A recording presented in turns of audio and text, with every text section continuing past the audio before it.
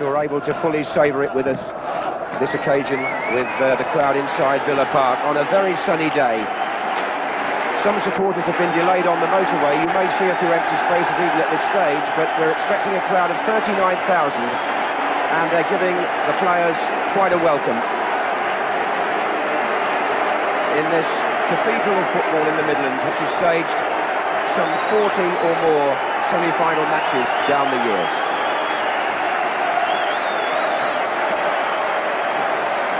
Liverpool will be playing in their chain strip of all grey because Palace won the toss to wear their normal colours.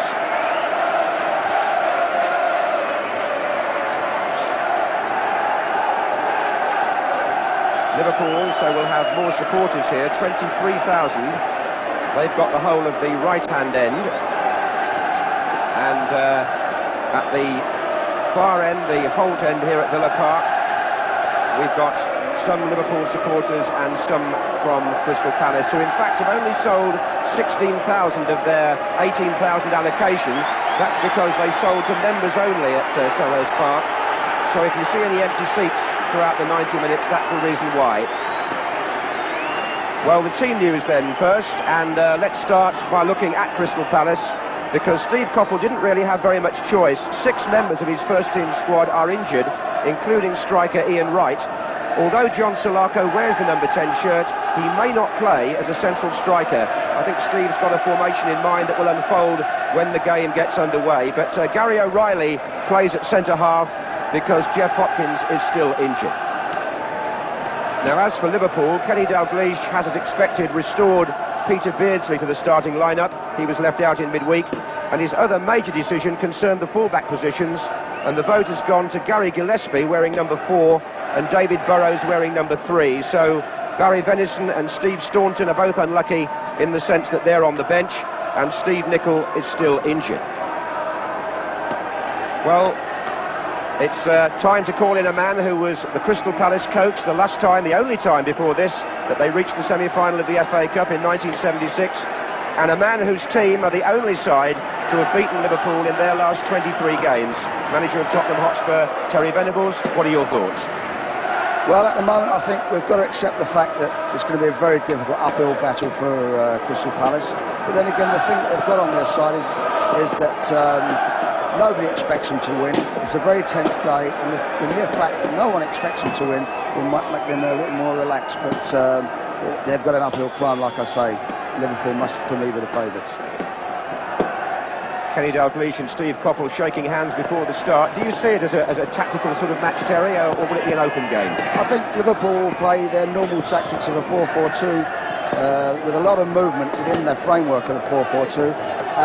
And I would expect Crystal Palace to try something different. I think they might pack their midfield a little to reduce the space for the midfield players of Liverpool to play. But when you do that and leave one up front, you should really then play through the team, a short passing game. They play a longer passing game, which will leave Bright a little stranded on his own. So perhaps they might get caught between the devil and the deep blue sea if they're not careful. Well, we shall see. George Courtney is the referee, his 7th FA Cup semi-final in 10 years. And the 2 captains are Jeff Thomas on the left there of Crystal Palace, and the well-known figure of Alan Hansen, who's created something of a record. I make it his 12th FA Cup semi-final match this afternoon. Liverpool number 6 and skipper there.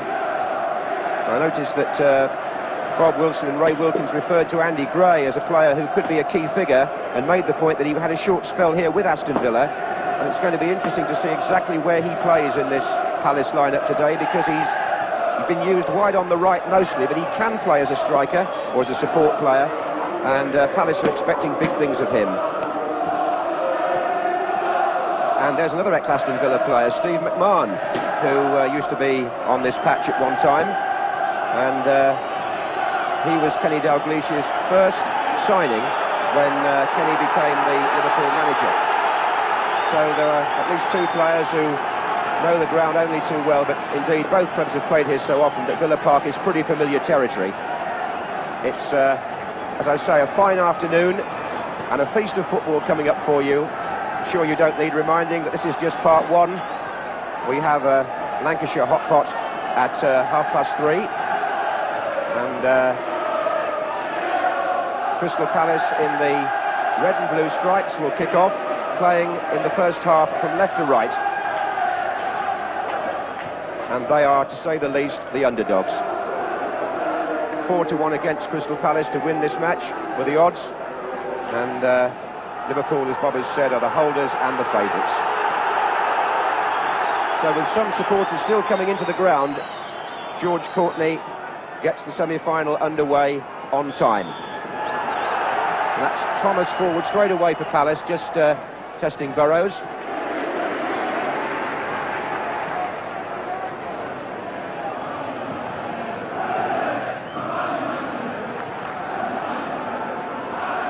And it looks to me as if Salako is going to play over on the left for Crystal Palace, and it may be Phil Barber that's up with Mark Bright. That looks like the early formation. I'll get a word from Terry in a moment on that as we work out exactly what the tactics are. That's Jeff Thomas.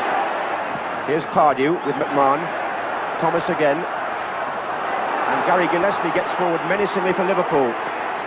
Surrounded by red shirts, but he almost found a way through. That was Andy Thorne. Terry. Well, I see immediately, I think they're going to play three at the back. Shaw will join O'Reilly and Thorne at the back, and they're pushing in tight on the wide players. They're marking across the midfield very tight, and they're going to play Andy Gray up front with Bright and Barber pushing on the left, so they're going to play it as tight as they possibly can. Yes, with John Pemberton, the number 2, detailed to mark John Barnes by the look of it also. Here's Hussain. There's Gray, but it's a foul. So Gray will push up when he can to support Bright, and so too will Barber. But as far as central strikers are concerned, Mark Bright having to plough something of a lone furrow, I would think. Here's Burrows. Russian Beardsley in the middle, so is Barnes. Ray Houghton pulling at the back. Couldn't quite middle that.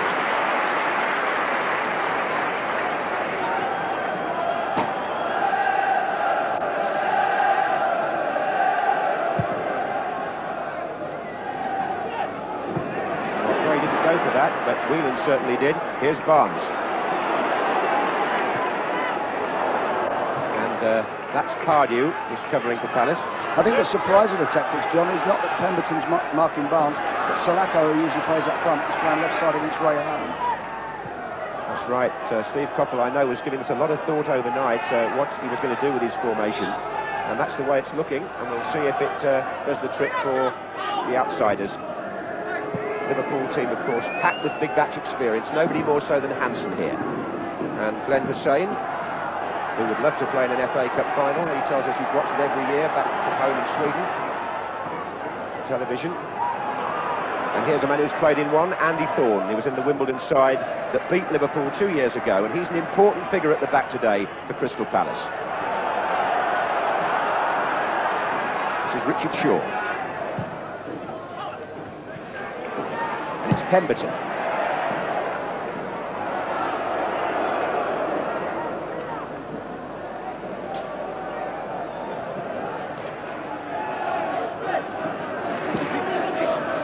Hansen bringing the ball out from the back, and Burrows has made the run. Liverpool have got plenty of players forward again, and Rush sneaking in. This is a terrific move there. Barnes is tight mark, just run away and took Pemberton off the line and left the space down the left-hand side for Burrows to come into quite easily. This is what they've got to be careful of.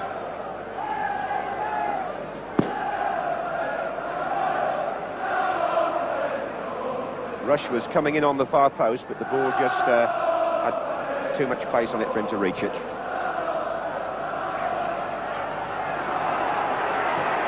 Forward by Thomas.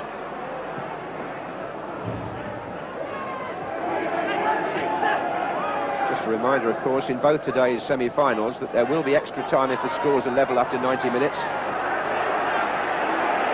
is Hansen. McMahon this time is down the left.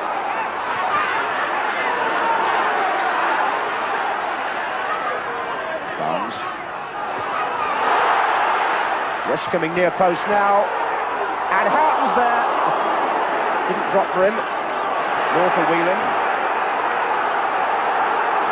really inspired run by Jeff Thomas, the Palace captain. Made lots of ground from his own penalty area. Here's Gray.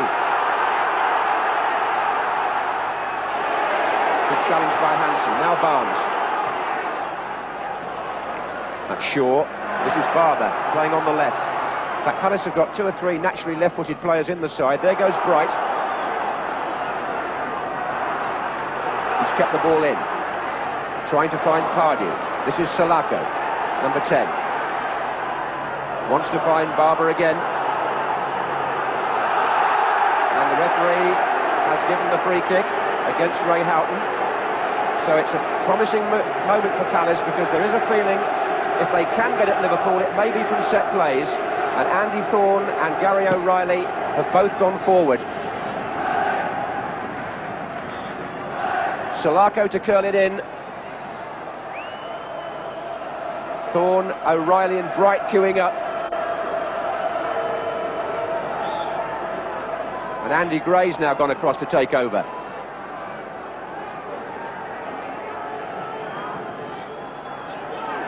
But there wasn't much harm in that. I think that they were looking for a free kick similar to the Wimbledon one that they scored with Loris Sanchez. They lined up the near post with an in-swinging free kick, but the delivery wasn't quite as accurate as Dennis Wise. Yes, that was the goal that beat Liverpool at Wembley, of course, 2 years ago. That was the last time they lost an FA Cup tie, by the way. Here they are again, chasing the double of League and Cup. Beardsley running out of space.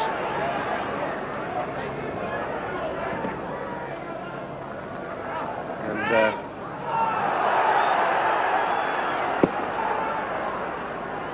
fine setting this for a big match, Villa Park. It's Gillespie with Barber. Forward by Houghton. Gary O'Reilly letting it run.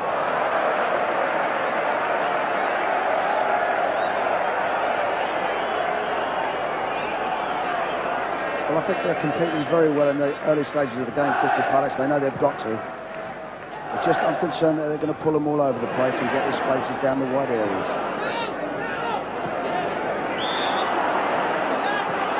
Free kick to Liverpool. Richard Shaw staying close to Peter Beardsley, I've noticed, in that Palace system. This is Hansen. My word, he's made some ground there.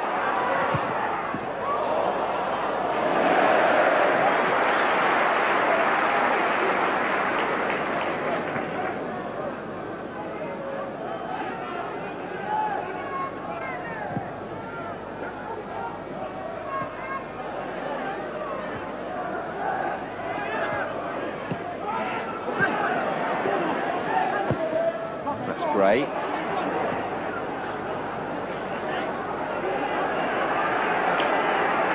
Hansen looks to be in his usual commanding form here, seeing plenty of the ball early on.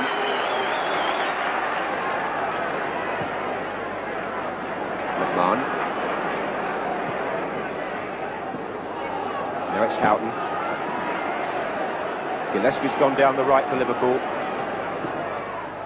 Beardsley. Offside, Gillespie. That's the areas we're talking about. They're running their tight markers off the line so that the fullbacks can get in. And I think Gillespie has got to really justify his position today, because it's, as you said earlier, Barry Venison, I think, has played in every cup right around this year's cup ties. And I think that it must be a big disappointment for him, but if he comes in, Gillespie's got to justify that, and I think he's got to get down that line a lot. Gillespie did score, of course, in midweek against Wimbledon from that right-back position. That's Thomas. And here's Rush with O'Reilly. Thomas is in there again. They really have settled down, John, very quickly, Crystal Palace. I think they're going about their job well, and they don't seem, right throughout the team, to have any nerves at all. Well, there was a question mark about whether the occasion would get to the less experienced side, but as you say, they look happy enough at the minute. That's Gray. Here comes Mark Bright. Pardew in the middle with Gray and Barber. That's Pemberton's cross, and John Salako on the far side will reach it.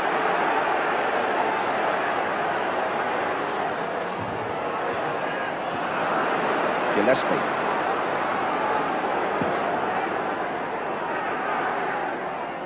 This is McMahon to Rush.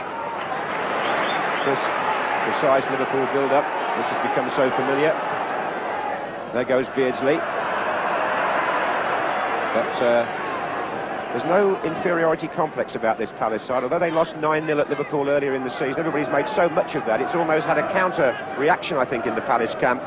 And they were very relaxed and together when we were with them at their hotel last night. Looking forward to playing a part in this unique day in the football calendar. Here's Hansen.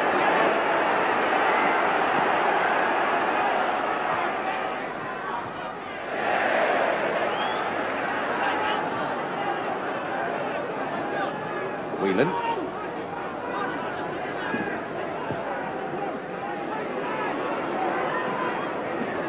Hansen's virtually in midfield at the moment. He's come forward an awful lot early on. This is McMahon. Barber who got back. Hansen really has been pushing on at every opportunity. Burrows. Here he is again.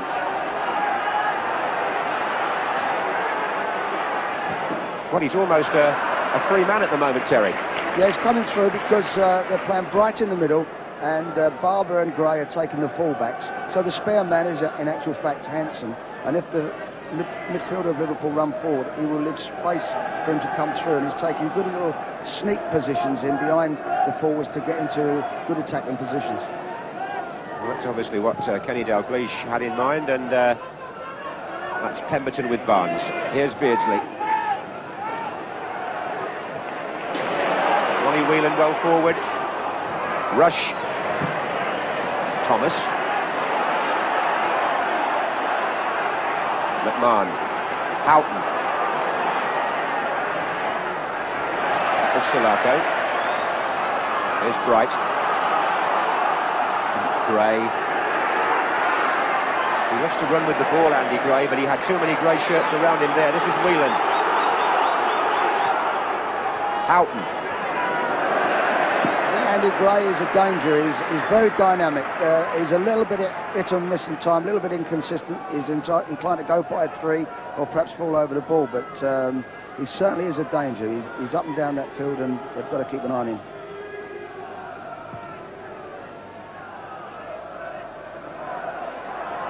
That's Gillespie.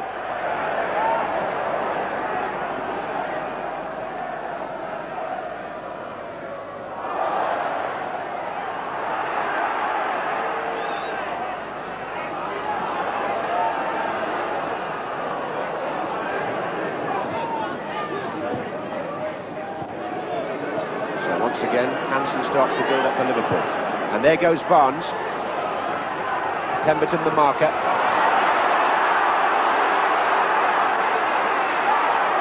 Still Barnes. And Barber to clear for Palace. Time seemed to stand still for a second in the penalty area. But it was Barnes who was doing the damage on the left. Here's Burrows.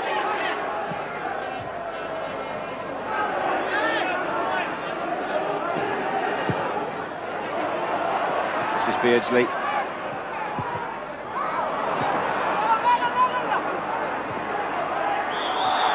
And a late challenge, and David Burrows will be spoken to for that. Well, they're catering for most things, Crystal Palace at the moment, John, but when you get John Barnes with the ball at his feet, 1v1, there's not a lot you can do about that.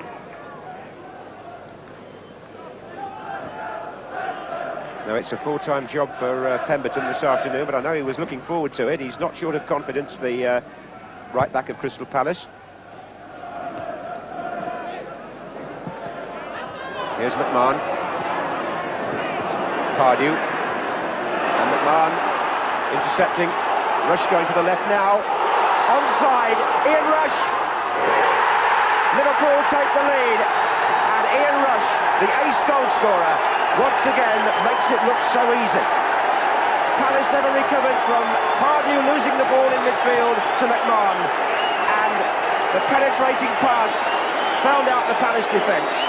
McMahon, who got the ball from the Palace player Pardew. Slide rule ball, isn't it? They're looking for an offside, it never came, and as Nigel Martin narrowed the angle, Rush just jogged the ball past him with his left foot. And that's a moment of Liverpool history, because Ian Rush, with that goal, now becomes the second highest scorer in the history of the club. It's his 241st senior goal for Liverpool, and now only Roger Hunt has more.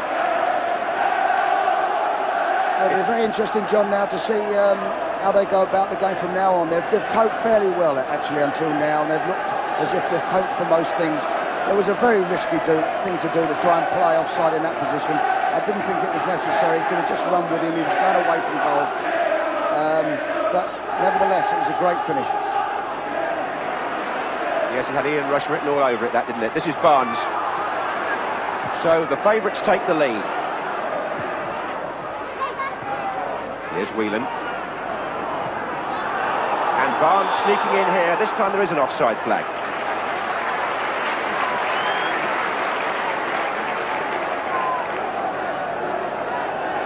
So after a quarter of an hour, Ian Rush, with his 32nd goal in the FA Cup alone, puts Kenny Dalglish's side in charge in this semi-final.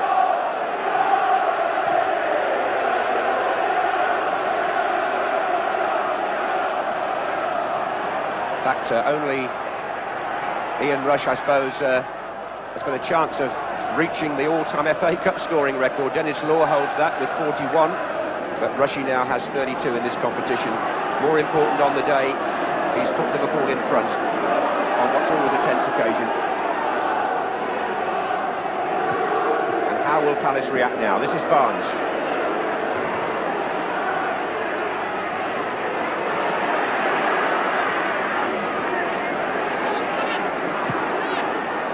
Beardsley, I think Shaw slightly lost his footing there, but he recovered well.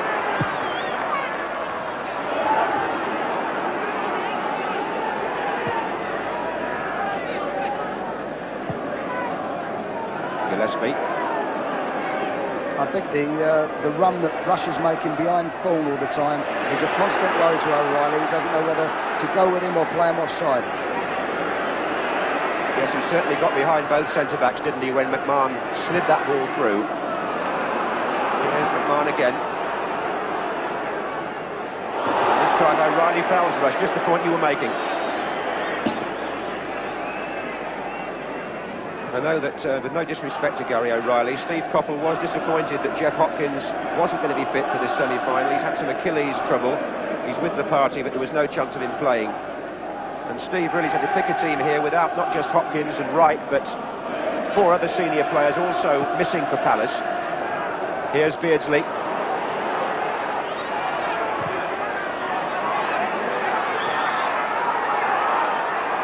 That's going to be a Palace free kick. They're also without the likes of Eddie McGoldrick, David Burke, Mark Dennis, Alex Dyer, and they really were down to their last 13 senior players. And now they're a goal down too.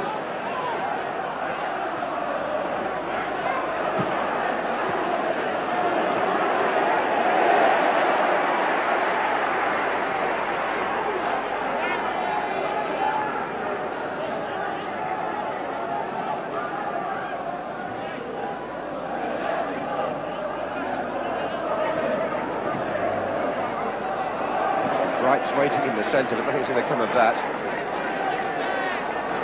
Obviously, a team like Crystal Palace have come here, they're going to run and work very hard, and I think Liverpool know there's a long way to go yet, and they'll try and run their legs out by keep passing that ball and make them run hard. I think we're going to see a lot more of the threat of Rush today as well, John. I'm sure most of our viewers have been with us from the start, and if anybody overslept or has just come in from playing Sunday football and you have missed the goal, more of it in a moment. Here's Pardew for Palace. It was a typical Ian Rush effort. Nice tidy finish from a through ball by Steve McMahon. So it's 1-0 to Liverpool.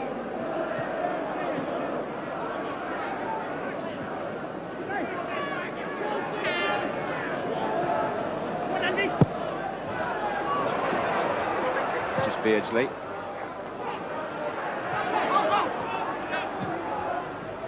Barnes.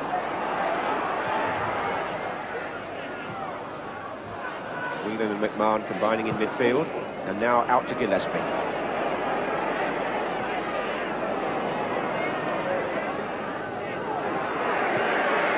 This is Hansen. Again, the space in front of him, as you can see. And Barnes is there.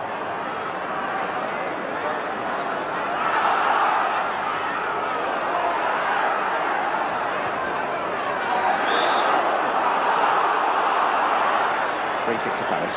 There's the passing bouts that we were talking about there. I think we was into 16 passes and making them run. They're trying to run their legs out. This is the normal way that Liverpool try to pressurise and work down their opposition. 20 minutes gone in the FA Cup semi-final at Villa Park.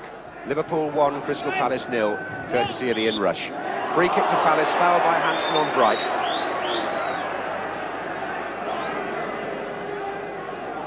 So O'Reilly will make his way forward here into the penalty area.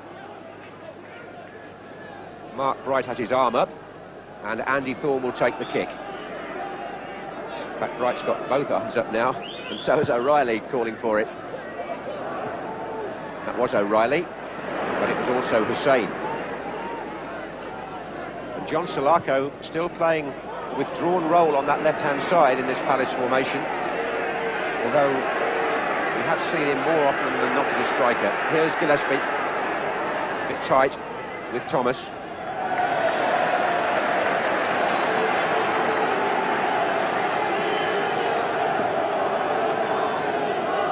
Andy Thorne's made his way forward for the throw, which Salako is going to take. Here he is again. Hussein's header out. Free kick. Beardsley was fouled.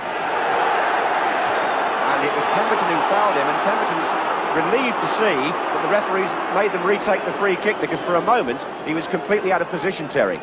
Yeah, I think the ball was rolling, in fairness. I think they took it very quick, but the ball was rolling. They're trying to put a little aerial work in now, and this is where Hussein will come into his own. He certainly is magnificent in the air. Well, that was a collision between Peter Beardsley and Richard Shaw, and Shaw's got the worst of it. Beardsley just seemed to carry on running there, and I think he's caught Shaw quite heavily in the face.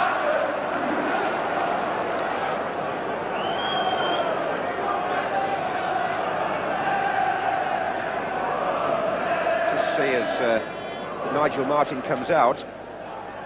Oh, I think in the end, I think the collision was with his own goalkeeper, Terry. Yeah, I'm sure it was, yeah. But it is quite interesting that Barber's playing that left-hand side to try and stop Gillespie coming out, and Salako is in fact playing very deep. He is playing almost like an orthodox left-back, of course, when Houghton goes forward.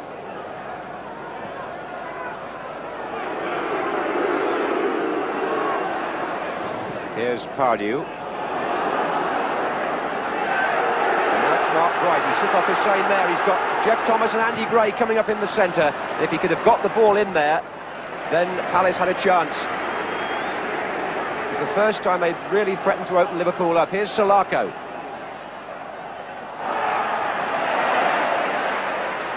Ray Houghton busying himself on that right-hand side defensively. Then Whelan.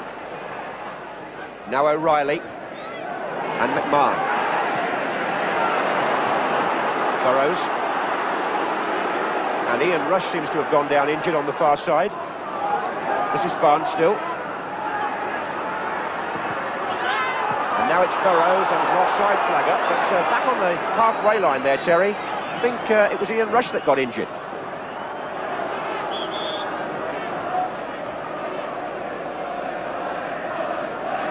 I think he's looks to be struggling there a little bit, John. I don't know where he's got it. So the player who's put Liverpool in front in this semi-final receiving attention, and Kenny Dalglish watching anxiously.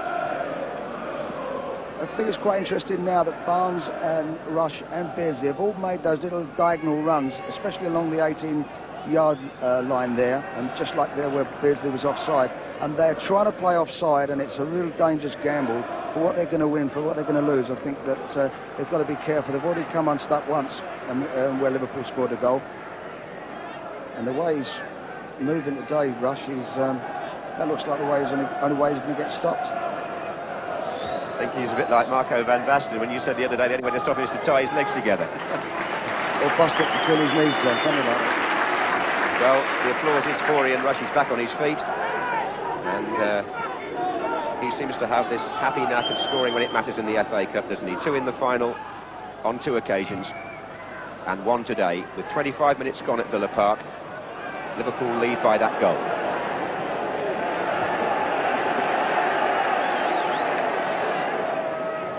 That's Hussein with Bright. Barber.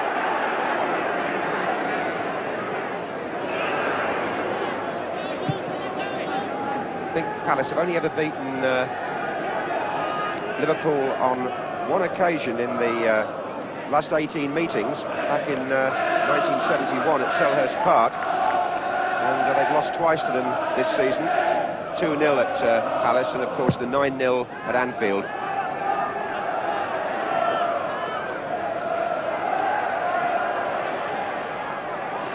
So this semi-final up to now has gone according to the form book. Well, I think it has, but I think we can still say that they've set about the job well, and I think they're doing quite well at Crystal Palace. Obviously disappointed to be losing, but they're still in the game up to now. It's a mistake by Thomas, which has given Liverpool possession again, and McMahon. Beardsley brings Burrows into the game. Barnes has made a run through the inside left channel. Andy Gray is the player chasing back with Burrows. Did the job pretty well, and then Burrows fouled him. That's the second offence by David Burrows, and George Courtney's already had a word with him once. They've done very well there, Andy Gray. He's very strong, he's very determined, and done his job right, but he's inclined to want to lay on the ground a little while.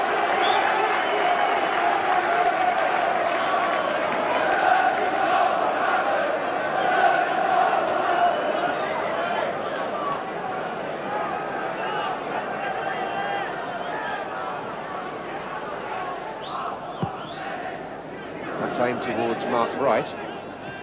Ronnie Whelan got there. This is Pardew. Bright again.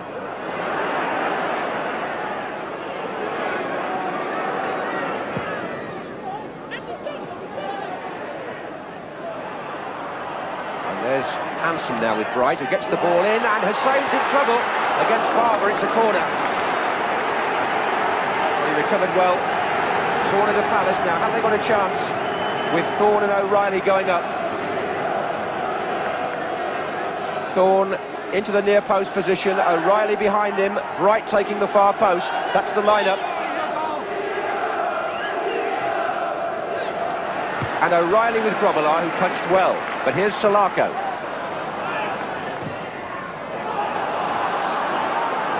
Barnes. I think he'd done well, Grobbelaar, there, because they were in trouble. I don't like the way they're marking on the near post. I feel sometimes Liverpool are a little bit vulnerable at set pieces defending.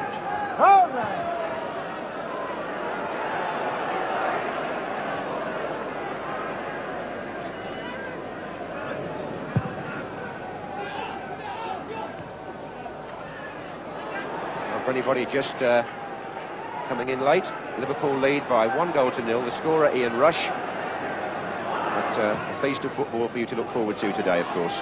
Here's Barnes. I'm sure our audience includes a whole host of professional players and managers, all of whom have played a part on the road to Wembley in some shape or form, no doubt. Here's Palace with Barber. Looking for Bright, who'd pulled away from Hansen, but Burrows came in with a covering header. They're really sticking at it, John. I think they're working tremendously hard at Crystal Palace, and I think that really, just for that one moment, they still could have been this as a goalless draw. I just feel now that they've got to get a bit of joy, perhaps a goal before half-time, which will give them the real lift that they need. Yes, they did contribute to their own downfall a bit on the goal, because it was when Pardew gave the ball away to McMahon that there was no turning back then for Palace. The defence was split with one pass. Here's Beardsley. But Jeff Thomas is having a good match in midfield, number 8. Really leading the side well.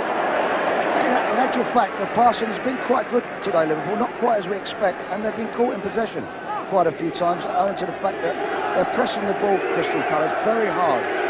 Now, Ian Rush, who we saw injured about 5 or 6 minutes ago, cannot carry on. So here's an unexpected change in the proceedings. Steve Staunton is going to come on. And the man who scored the goal by which Liverpool lead will play no further part in this semi-final. Disappointed Ian Rush. Perhaps we won't be seeing some more danger of Ian Rush after all. Free kick to Palace. O'Reilly's up there. And Grobbelaar comes out. Here's Jeff Thomas.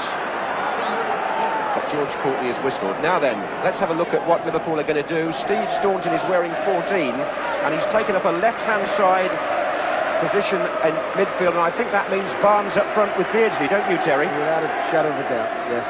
And he really was looking sharp today, Rush.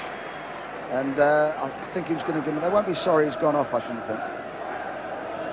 Well, John Barnes, of course, used to that central striking role. Indeed, he played there in midweek against Wimbledon when Beardsley was omitted. So, indeed, we'll watch that closely, because some people, of course, believe he might even be pushed up there for England, matter of opinion. Here's Barnes again. McMahon looking for Beardsley. Richard Shaw's got to be quick here. He is.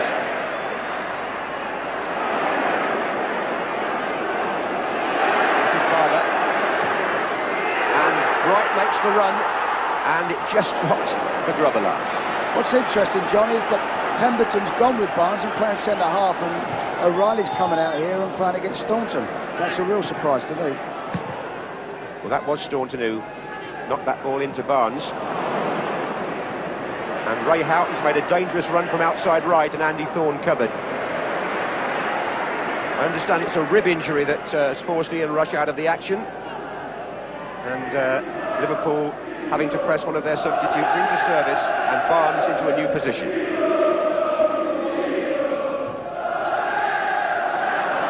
Beardsley. And here is Steve Staunton. He played against Wimbledon on Tuesday in this left-sided role. Andy Gray. Well, Burrows has now committed 3 fouls, and he knocked Gray down, but he also hurt himself on that occasion. In fact, I think the Liverpool man is probably in a worse state than Gray. I don't think Barnes will have any problem moving into a central position, John.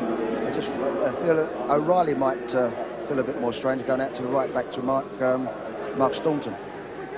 Well, O'Reilly's now gone forward for the free kick, so has Andy Thorne. They're the two players helping out Mark Bright in there for height.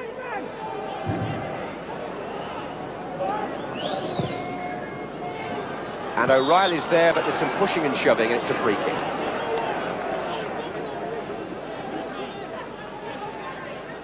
I'm just wondering whether they've obviously been told to mark those players, and they've stayed with them. I think they've got word onto them now for Pemberton to go back to the right back spot. Yes, he's moved back across now to cover Staunton, as you said, and Shaw is still shadowing Beardsley in the centre. Here is Pemberton, in fact, back where he was.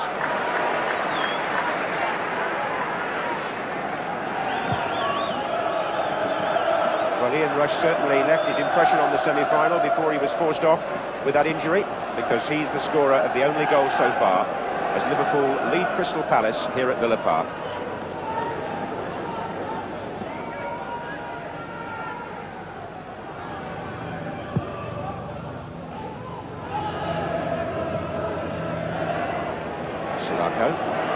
Bright.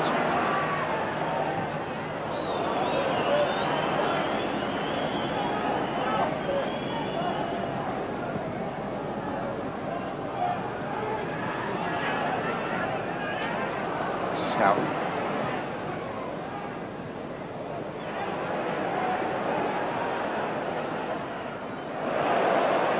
Just over 10 minutes to half-time here.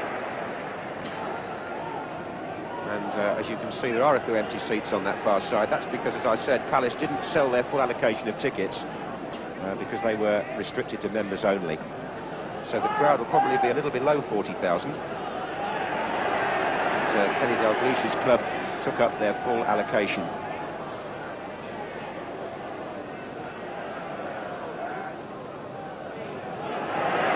And O'Reilly gets the better of Barnes and starts Palace moving. Good ball too. As Jeff Thomas well forward. O'Reilly again. Salako. Pemberton. Cardew well forward. And Thomas here. And now Gray. Barber wide on the left. Salako against Howe. And Palace forced the corner off Ronnie Whelan. Now Andy Gray will go across to curl this in. And the plan will be to try and get the flick on, I would think, from either Thorne or O'Reilly at the near post. 6 and 5. Phil Barber almost on the line.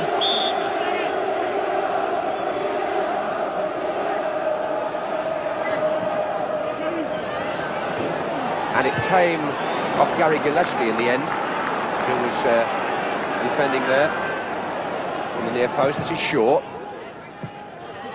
Pardew and Thomas combining. Barber didn't quite get that round the defender. Hussain was in the way. But Palace having a decent share of the play anyway, Terry. I think they're doing very well. They're certainly not out of the game yet. If they can pressurise them the way they are and make them give the ball away, they've got a chance to get some encouragement from that. And certainly at corner kicks, I just feel that they might have a bit of good fortune on that as well. But with 36 minutes gone, it remains Liverpool 1, Crystal Palace 0. Ian Rush, the goal scorer, off the pitch injured and replaced by Staunton. This is Burrows, the flag's up. Ball was out. It's a throw-in. George Courtney was in charge of the Marseille-Benfica European Cup match in midweek, and he's also off to the World Cup to be the English referee in Italy. And up to now, the players have given him no trouble today. Match being played in a good spirit, and up to now, going Liverpool's way. Pemberton. Pardew. This is Thorne.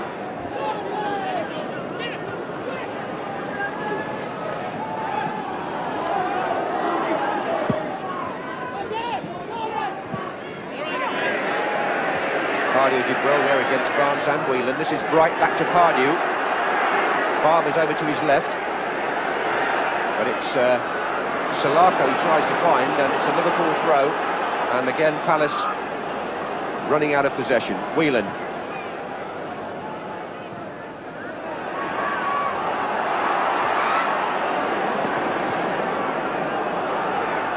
And again.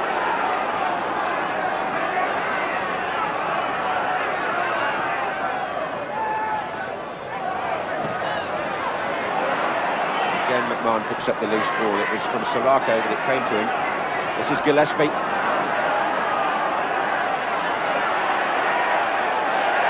Still Gary Gillespie. Barnes is waiting in the centre. Staunton's joining him there now, and Liverpool force a corner. 7 minutes left in the first half. Ray Houghton's going to take it. Glenn Hussain is making his way forward from the back. Mark Bright coming back with him to mark. Barnes. Thorne. Ray, Hansen, Beardsley.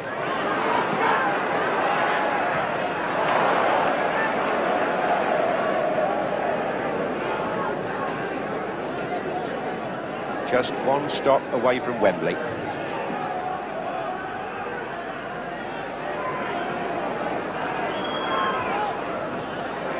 Gillespie for Liverpool. Mann, Barnes. And now Steve Staunton saw the chance for a shot, came back off Thorne.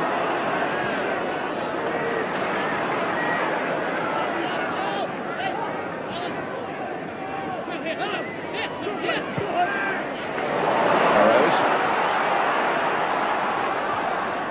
And Barnes didn't read that.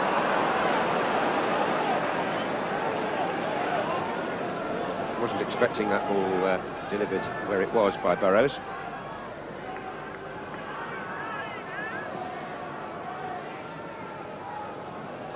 So 5 minutes left in the first half here at a sun-bathed Villa Park. with the second part of our double bill to come up this afternoon. 3:30 kick-off at Main Road. Probably the players of Manchester United and Oldham among our viewers, I would think.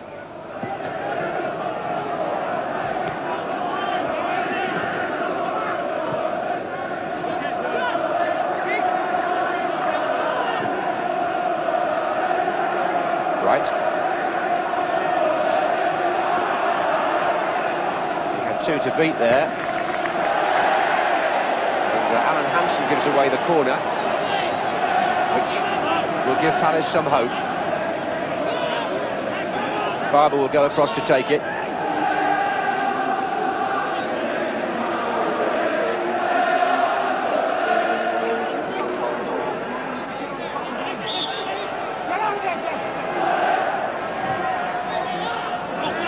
So Riley jumping, but Grobbelaar took it so cleanly. Bruce Grobbelaar hasn't conceded many goals in the FA Cup. One of them, of course, scored by our guest today, Ray Wilkins, in the last round. But there was no possibility there of Grobbelaar doing the same thing as he did then. Took it very comfortably. Here's Beardsley finding Staunton. O'Reilly with Barnes.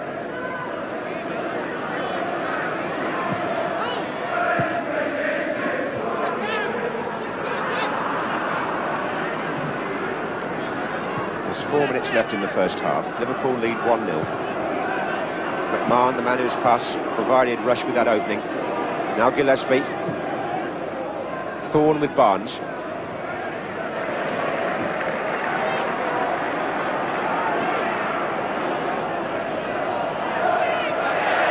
Barnes wandering across to the right now and causing Palace some concern.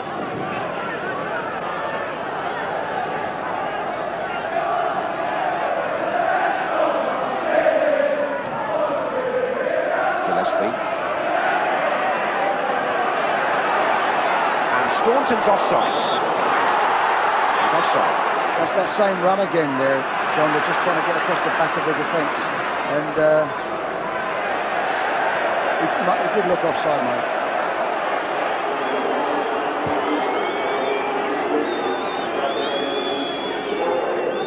Liverpool aiming to reach the FA Cup final for the 4th time in 5 years under Kenny Dalglish's management.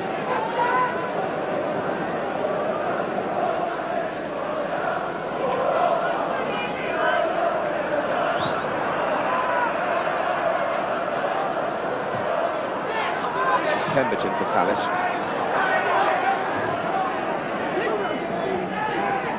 Andy Gray did that well. Thomas.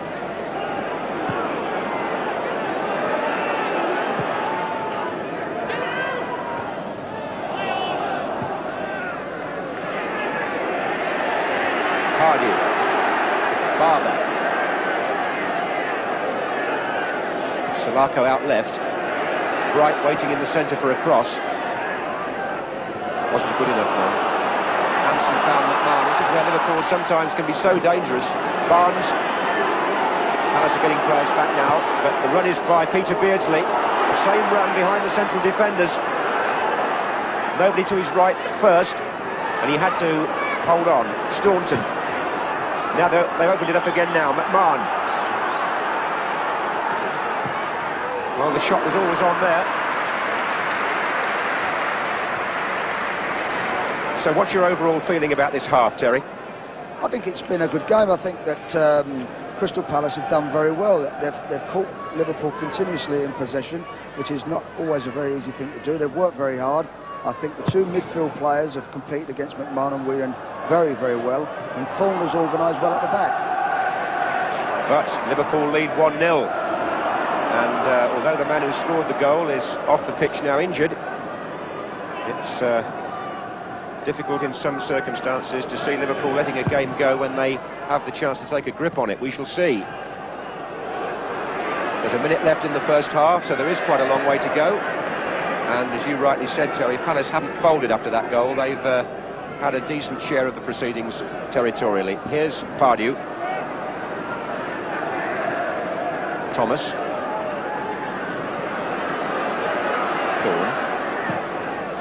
And Mark Bright's the target here. Hussein's header out, then Hansen. Appeals for handball against McMahon, but Palace had possession. Thorne. He's looking for Thomas. Barber. Against Houghton. Now it's Salaka. Attacking the right-hand flank, but again, the ball in by Salaka wasn't a good enough quality to trouble Liverpool. They seem to be getting, especially Salako, seems to be getting good crossing positions with space, and he doesn't seem to be able to clear the first defender. He's getting no height on his crosses at all. That's what's made it frustrating for Mark Bright, really, because he's been taking a reasonable position in there, but that's right, yeah. It seems O'Reilly, funny enough, seems to be dealing at this moment in time anyway with Barnes better than he was with Ian Rush. And of course Liverpool now don't have the same threat down the left-hand side when Barnes has gone from there. Here is Barnes in his new role, and there is O'Reilly at his back, forcing him to play it to Hansen. It's Burrows who was well forward there. Thomas, a bit tight maybe for Barber.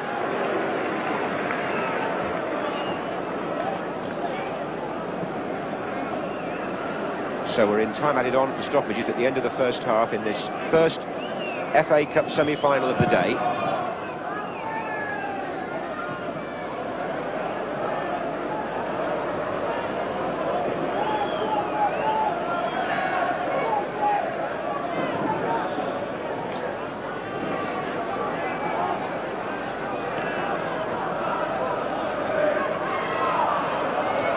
Barber. Expectant shouts from Palace supporters who thought that Mark Bright might find a way through. The gate was shut in his face there.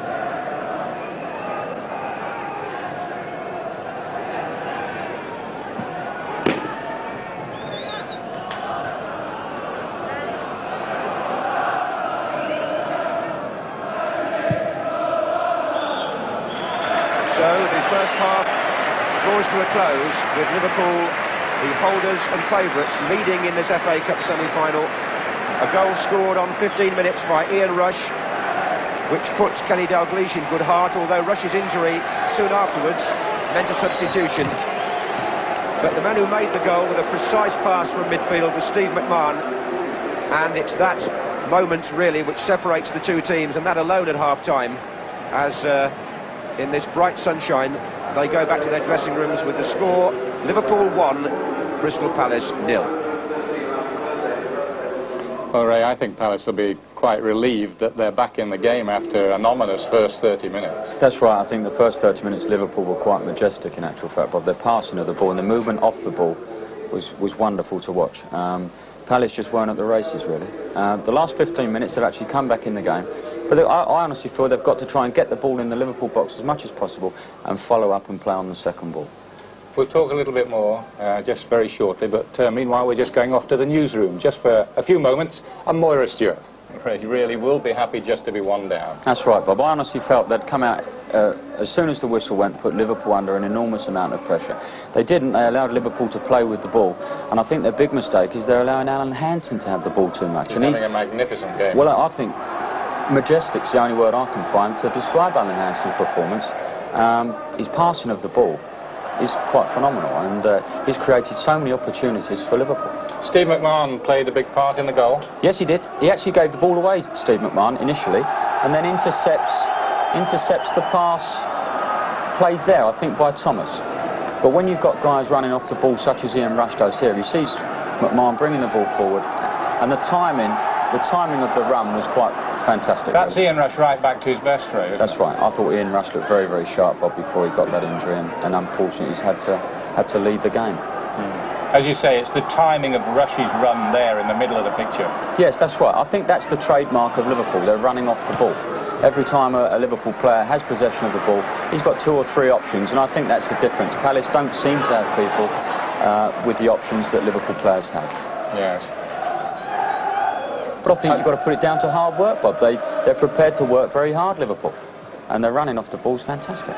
Well, it is, as you say, it's that urgency, isn't it? That's there was right. a difference early on, we felt, in the game, in the urgency, and it was the space, really, that Palace allowed certainly the Liverpool back four. Yeah. I think everybody connected with the game knows that if you allow the Liverpool back four to play, they will play and they will take you apart. Well, we had a similar experience at Loftus Road, where we allowed Liverpool too much time at the back, and they made it very hard for us. But when we went to Anfield, we tried to cut them out. Don told us to try and get onto Hansen, to get onto Hussein, and stop them playing. And we got some joy out of it. And I honestly feel Palace had to do exactly the same. Early on there, John Barnes looked the man that we know he can be. He had an early run, Ray, and I think this is the second run of his. Yes, that's right. He picks the ball up, John, but I think you can see, but the defender's got no support. He's 4 or 5 yards off him, isn't it? I mean, he is, but he's also got nobody helping him out, Bob. Nobody giving him any advice. And as Barnes goes past, John Barnes has got all the room in the world that he wants. He knows that if he gets past that guy only a yard, he's going to be able to get across him. And Palace have to double up on defenders. They can't allow John Barnes to have that sort of space to run up. They've got to support each other better. Most definitely, yeah. But the encouraging thing for Palace really is that they are back in it, aren't they? They're definitely back in it. The last 15 minutes they've had as good as they've given, as good as they've received. OK, we're going to go down to the dressing room area now, and with Gerald Sinstad is the manager of the Palace side in 1976, the only time that they were in the semi-final before Malcolm Allison. Well, Malcolm, you went through all this once with Palace yourself. What's your verdict now, just as an onlooker? Well, I think they're playing with a lot of determination, and they look physically, fractionally stronger than Liverpool. Technically, I think that Liverpool are better than them, but the biggest problem they got, I think, is Ian Hansen. And I think that if Mark Bright pushes across and closes Hansen down quicker, and I think then stopping the balls coming out the back, that causing Palace quite a few problems. It's remarkable that Liverpool have had so much pressure and so few chances. Yeah, they've only had one real chance, which Rush scored, with a great ball from McMahon and a lovely diagonal round from Ian Rush. But they've only had that one chance and they took it very well. Bright is causing a lot of problems when he gets the ball up front, but he needs a bit more assistance. I think they've got to gamble this half and push up a bit more. Now that Liverpool have had to reorganise without Ian Rush, what effect do you think that might have? Well, John Barnes can be very dangerous in that position, and they've really got to watch it. So I don't think it'll make a great deal of difference. And he scored the very, very important goal, Rush, so I think he's done his share. Steve Coppell talked beforehand about disrupting Liverpool's rhythm, which does seem to have been the way teams have been successful against them this season. Do you think they've achieved that in any way? No, they've not got enough players forward early enough. They've got to gamble a little bit more. And I think that being one down at half-time, that they will gamble this half. The pass that Steve McMahon played for Ian Rush was the kind of pass we used to see from Kenny Dalglish, wasn't it? Yeah, it was a brilliant ball. Lovely run by Dalglish. Lovely run by Rush. And they couldn't do anything about it. They appealed for offside, but it was a great run. David Burrow's been making a lot of progress down that left side too. Yes, I mean, that was where they were causing most problems. Best crosses came from that side. And but after about 20 minutes, they seemed to close it down. Do you enjoy this now, just sitting, looking at it as a neutral, or do you wish you were back on the bench? I'd sooner be back on the bench, but I'm enjoying it very much. Nice to see you looking well. Thanks, Malcolm. Life's got a lot more serious in football since the days of Malcolm Allison. Very much so, Bob, yeah, very much so. But, I mean, he's always been a controversial character. He actually said there that he thought that Palace was physically stronger than Liverpool. Yes, he did. I couldn't agree with that. I think Liverpool have been far superior in every department than Crystal Palace this morning. How are they going to get back into it? What is their best chance? Set I think pieces, Malcolm was or? right in what he was saying. They've got to push forward more. They've got to get good support behind the ball. So if the headers are coming out of the box, then they've got good support there to pick up the loose balls. I think in the first half, Crystal Palace didn't actually pick up a loose ball. Liverpool were first to the ball all the time. And I think that was a major factor in the contribution that Liverpool have made. So all round working harder, more as a unit, and better supporting play by Definitely, Palace. Bob, yes. But Definitely. do they think they've got a chance here? Well, I think if they get the ball forward enough, and they're fortunate enough to get a few set pieces, few corners. We know Liverpool are quite vulnerable from set pieces, and Crystal Palace got some good headers of the ball, and if they get the right ball in, they might just nick one back. Any significance with Ian Rush being out? I don't think so, no. I think that you just swap one international for another, and it's... I think... Well, here they come. Here they come for the second half. Bruce Grobbelaar, Steve McMahon there. The Liverpool lads with that one-goal cushion at the moment. Crystal Palace have it all to do. Let's rejoin Terry Venables and John Moss.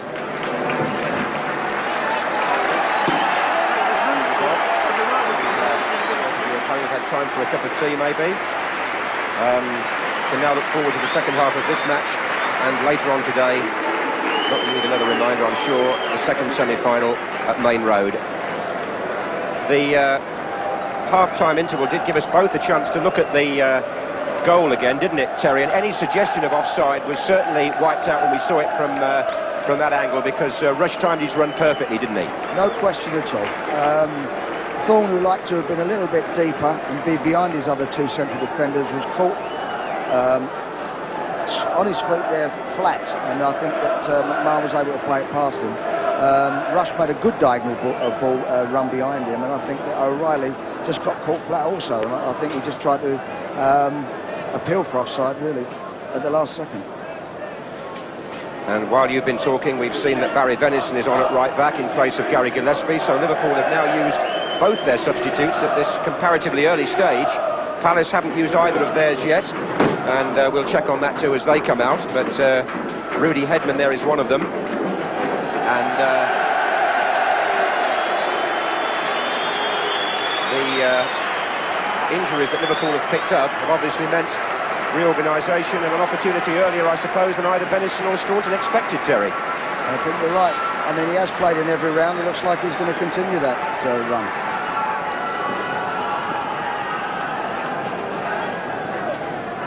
Barry Venison, who actually came on as a substitute, I recall, in the final itself against Everton. There's Ian Rush back changed. Disappointing end to the day for him, but his goal may still prove priceless. We shall see.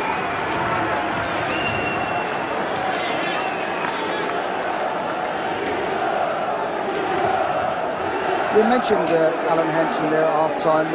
Ray Wilkins was speaking about him. His passing is exceptional, there's no doubt about it. But he's so patient, he's almost waiting and waiting for the right moment of delivery. The delivery of the ball is so important. And on the other hand, I think that Thorne also has been a big influence as far as Crystal Palace has been concerned. Well, let's see what Palace can do about it now in the second half as they attack the Holt end here at Villa Park. John Pemberton, a lovely run early on. And a chance for Barber and Venison, and it's a shot. And it's there by Bright. It's Mark Bright, straight from the kick-off. After John Solako's shot didn't quite get there, Bright certainly did, and Palace are level. What a dramatic start to the second half, and Liverpool are stunned. Well, it was John Pemberton here who takes so much credit. It was an inspired run. The cross met first of all by Venison, then Solako off target, but Mark Bright hammers that left-footed into the unguarded goal.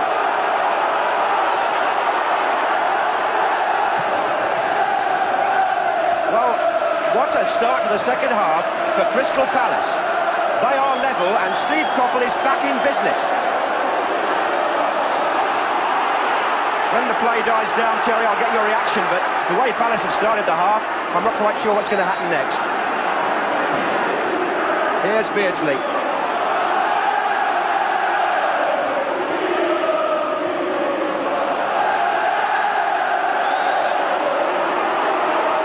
Well, I think the start of the second half was just an explosion. Pemberton got incredible pace from nowhere, burst by two players, and there was two other chances there before Bright actually smashed it home. I mean, we've got a terrific game around now. Well, John Pemberton, whose job today really was to mark John Barnes before the Liverpool switch, has suddenly become a thorn in Liverpool's side in an attacking sense, because that was, without question, the sort of run that can turn a match, and it's put this one back right on the boil. I don't know what was said to the Palace players in the dressing room by Steve Coppell and Ian Brandfoot and Alan Smith, the management team, but whatever it was, they came out with renewed zest, and they've got an early reward. Solako.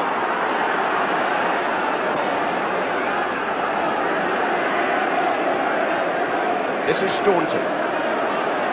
Burrows. That left-hand side of Liverpool was really stretched by that run. Here's McMahon.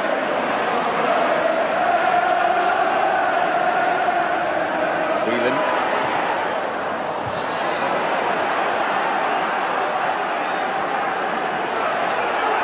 Burrows.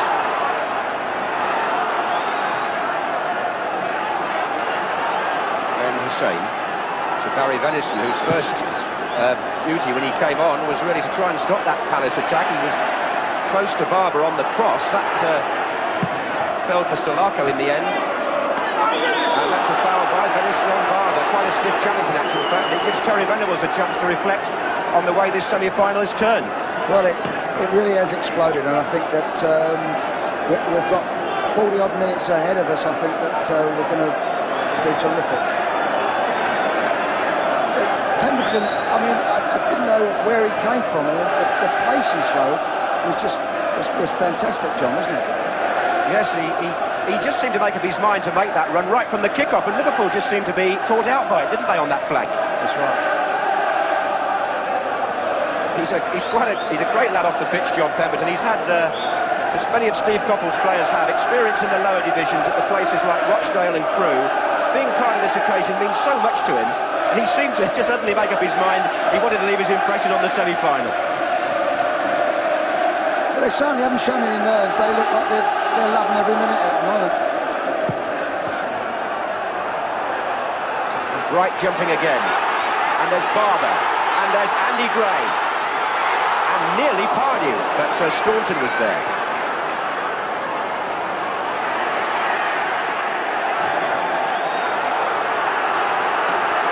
I think at the moment, as I said earlier, I think O'Reilly's dealing better with Barnes than he was with Rush. Barnes wants it to feet all the time, and he's quite happy there. But Rush obviously wanted to get behind him and constantly make diagonal runs and threaten the back of him.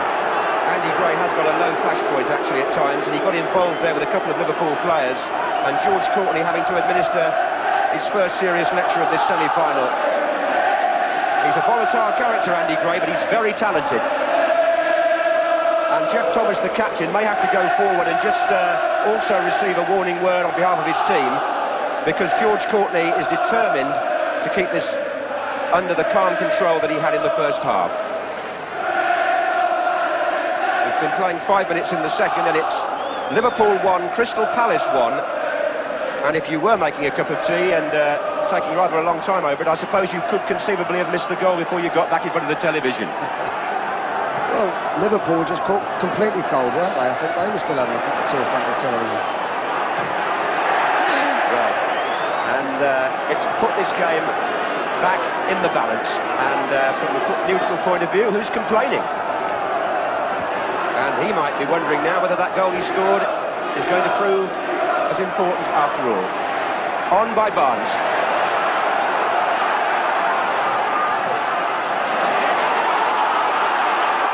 McMahon.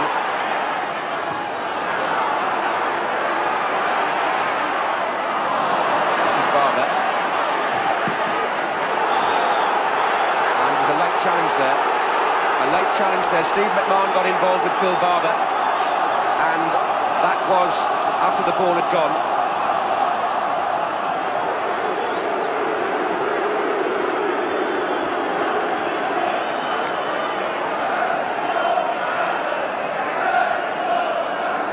Just see him catch the leg.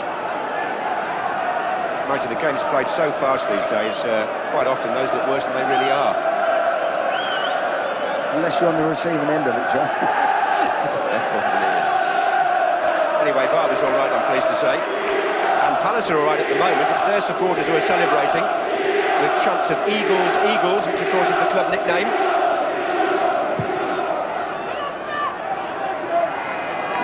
It's forward by Pardew. Bright is chasing. Hussein there.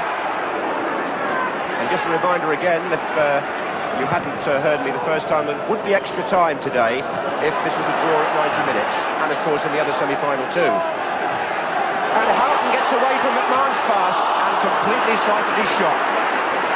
Actually, the run was good, the ball was good, and it sat up just nicely for him, but just to finish. It's the hard bit.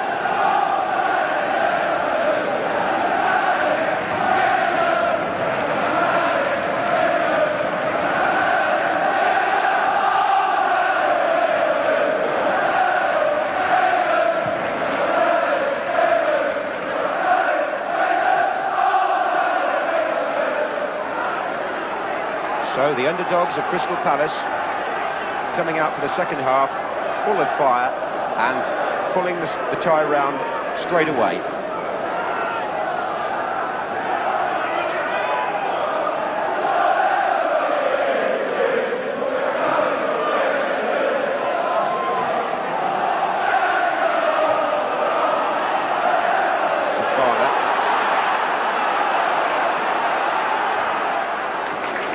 Pemberton's cross, John, in actual fact, was great quality at the end of a very fast run, and Barber was nearly the one to head it in the net.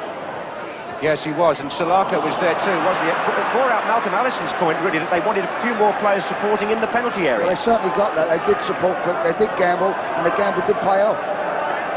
That's absolutely correct, and it's certainly given a new edge for this semi-final now. It's level at 1-1.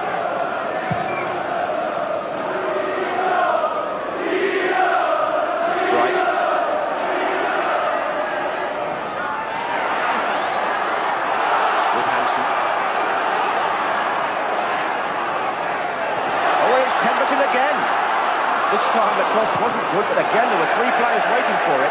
Palace are playing with a renewed optimism now. They're pushing people up alongside Bright and around him and getting far more bodies in the Liverpool penalty area than they managed in the first half. And from Pemberton over on that right-hand side, there's real service in prospect now. And Liverpool have got to scratch their heads and find a way of cutting off that supply.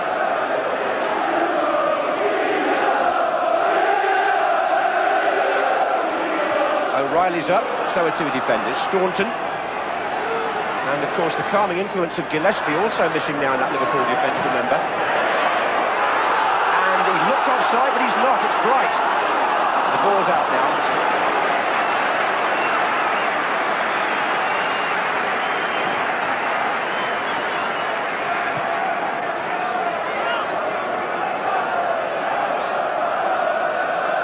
Ten minutes gone in the second half. Still Villa Park bathed in semi-final sunshine.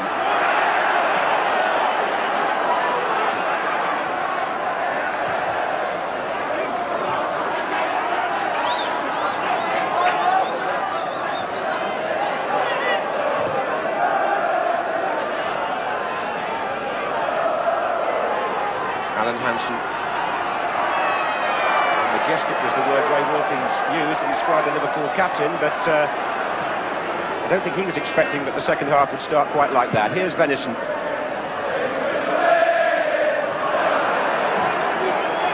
And his team now have got to rebuild their position.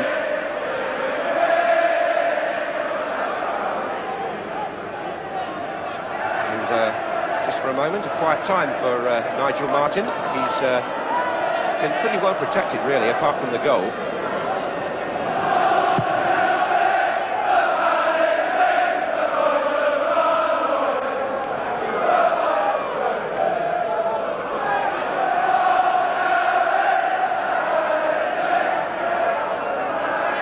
Steve Coppell standing up with Ian Brandfoot there doing the pointing. Palace, whose main priority this season is survival in the First Division, they feel they're only a few points away from that now. This was something of a bonus, the FA Cup run. And they've responded to it well. Here's Hansen. Barnes. There's nobody there for Liverpool. That's a loose ball by John Barnes' standard, Terry. See, I think they have missed Rush, John. Not so much from the change over from Barnes to Rush, they've not lost a lot. But from Staunton coming in to that left side, he's not given them the threat down that left side that there was earlier in the game. Header on by Pardew. This is Thomas for Palace. Now, good interchange between him and Gray. Then it was Bright. Palace are playing a bit of football now too, aren't they? Staunton on the far side. Pemberton challenges him foul.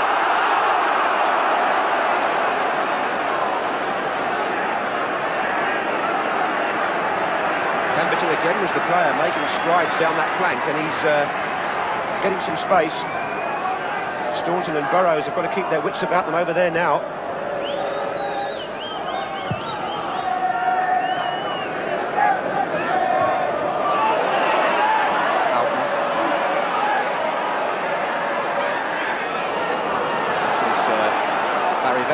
Barnes taking up a position by the penalty spot. Whelan now. Beardsley goes to the right. Nice little run. Richard Shaw is with him, and well played too by the number 3. Only 21, Richard Shaw. Palace through and through. He's come from the youth team. Such a big day, particularly for the Palace players and their families, because they haven't been used to this kind of thing. And Steve Coppell has, of course, as a player at Manchester United.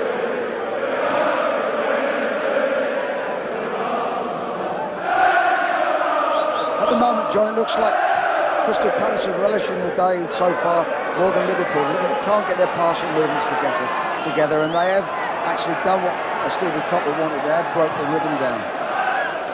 Thomas, Hussein, Houghton, number 8. Venison. Oh, Barber. And Wrightson marked in the middle if he can find him early. He couldn't, but it's still Barber. And Gray's made ground over on that far side as well. Now that's his header. He's gone down on the challenge from Burrows.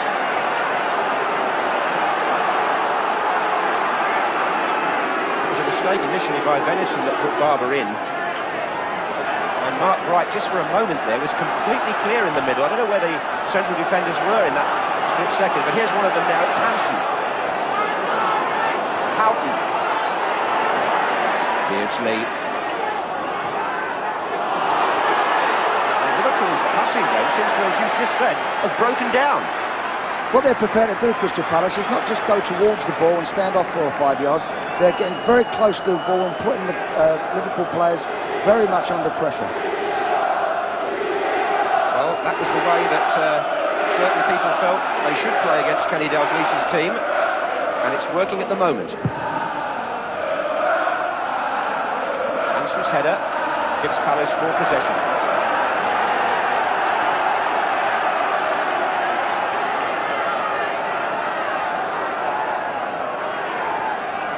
Quarter of an hour gone in the second half in this FA Cup semi-final. Bright again, and away by Whelan from near the line.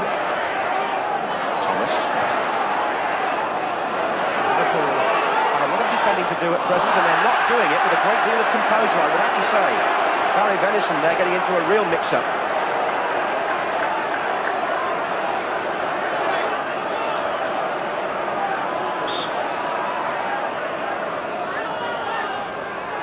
Bright's in there again. Whelan. Barnes.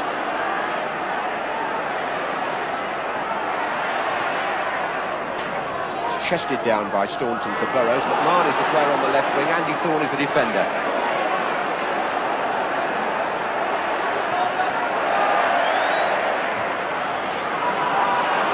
Houghton. Barnes. And Barnes again. Houghton's in the middle, and Beardsley's there as well for Liverpool, and it hits Richard Shaw. A few hopeful appeals for hands, but nothing serious. It's certainly the best move they've had this afternoon. But here come Palace with Thomas, and on the far side, Mark Bright's there again. Andy Gray's in the middle this time, so is Thomas. And there's Thomas! Oh, and Grobbelaar grabbed it on the line. An extraordinary 60 seconds. First, Liverpool nearly made an opening, and then Mark Bright, with a surging run down the right, got a beautiful ball in, and it's Andy Gray who beats the defender, and what a good save. There's a fantastic change of ends there. From being 2-1 up, they could have easily been 2-1 down, John. Well, it could have, as you say, yes. Both defences were struggling there. It's developing into a really good game, this semi-final. Sometimes they're nervous, tense affairs without much incident, but in this second half especially, the game in general has really come to life. And the crowd joining in to lift the occasion as Liverpool have the free kick. It's Staunton. And Bright is now defending for Palace.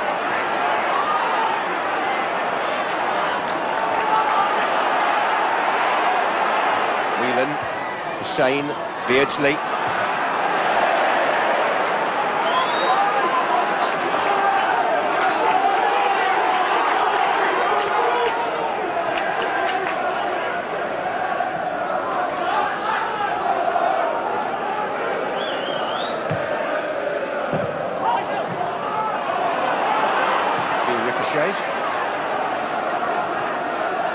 Well, the sheer uncertainty of the FA Cup is what gives it its glamour, isn't it, and its magic and you can never predict what's going to happen on these one-off occasions, can you? Well, we spoke about incidents and good movements and finishing, but that really was a fantastic save from Grobbelaar. He seemed to find another 6 inches from out his arm there.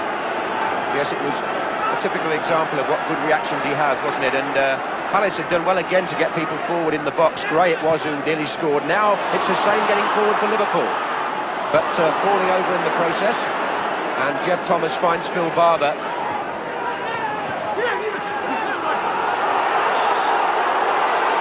Grobbelaar, so athletic on his line, and made a save there that could just have tipped the scales in this cup tie. We'll have to wait and see how significant it proves.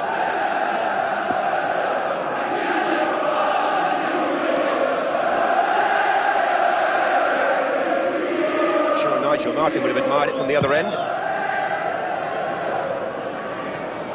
Bright still giving Hansen some difficulties. Gray.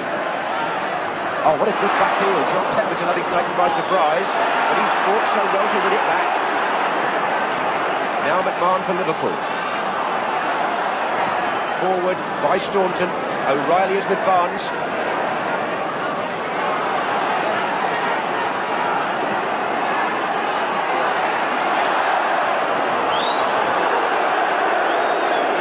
Free kick.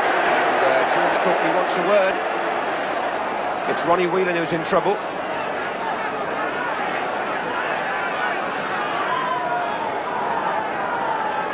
So Liverpool in front after a quarter of an hour. Palace level within a minute of the second half starting. 1-1 in the semi-final. Palace with the free kick. It's Hussein. We've been playing 20 minutes now in the second half. This is Pardew for Palace.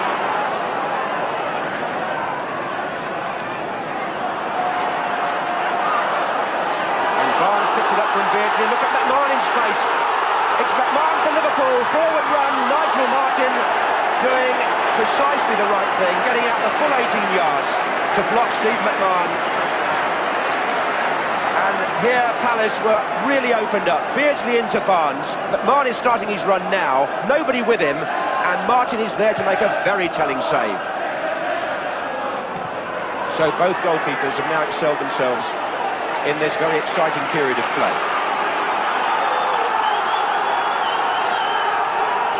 McMahon from midfield was unchecked there with the run.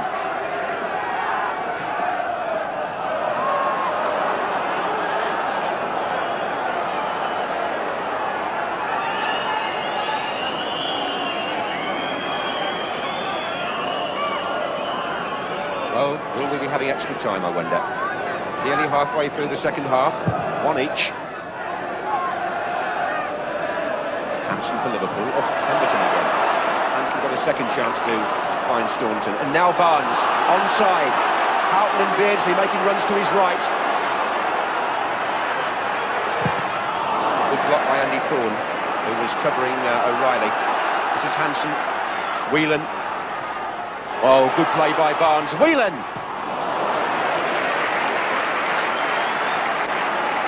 Last 5 or 10 minutes, John, looks like Liverpool have picked it up a bit more and they're getting back into the game. From now on, there should be more spaces appearing, and that's the sort of opportunity that Liverpool like to take advantage of.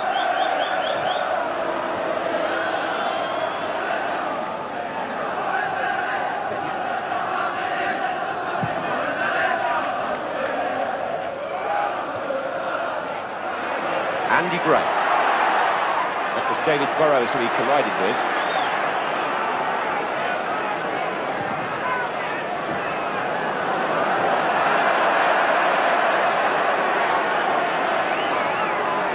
Well, certainly the painful memory of that 9-0 defeat now wiped from Steve Coppell's mind as Crystal Palace hold Liverpool in this semi-final. Indeed, have taken the game to them for much of this second half.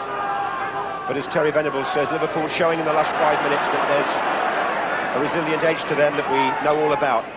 Beardsley to Barnes.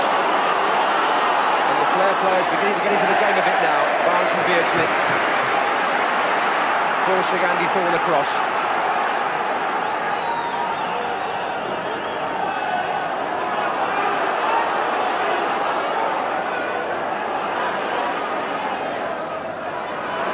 Barnes back to Burrows. See what I mean there, John? They're getting so close that every time the ball is passed, a foot's just appearing. Barnes.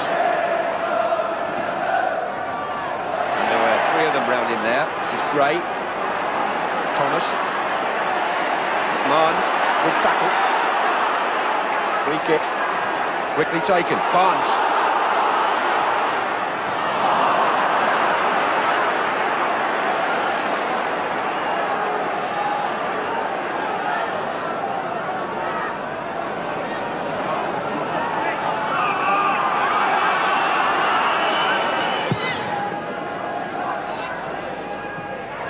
John Pemberton who made the goal.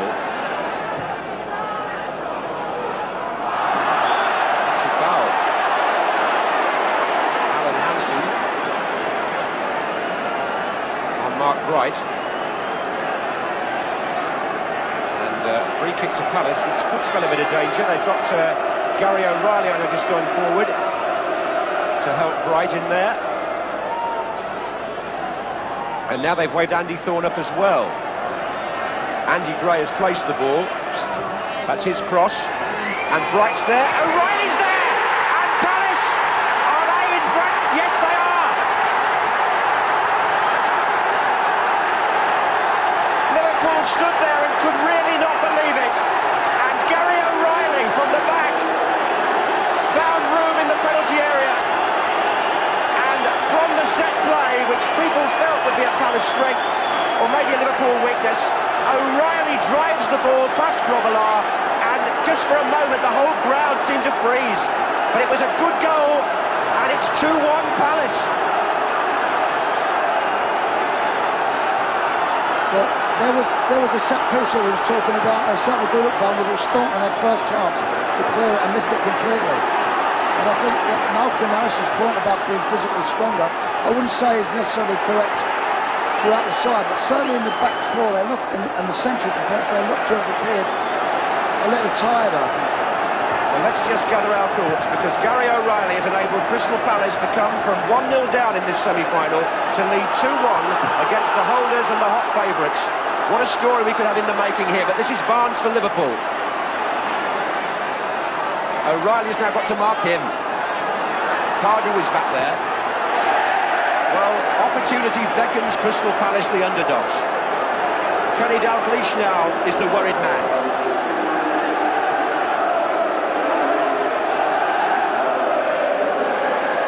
This is Staunton. Header out by Thorne.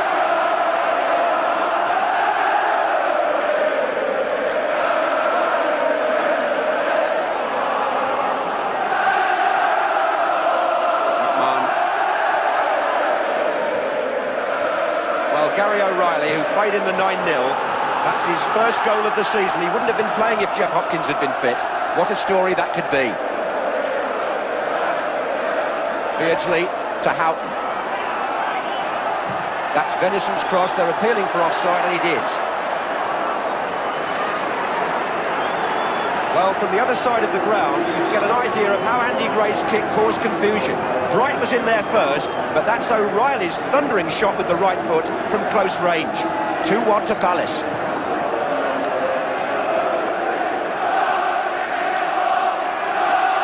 And listen to their supporters just at the moment. Here's Cardew.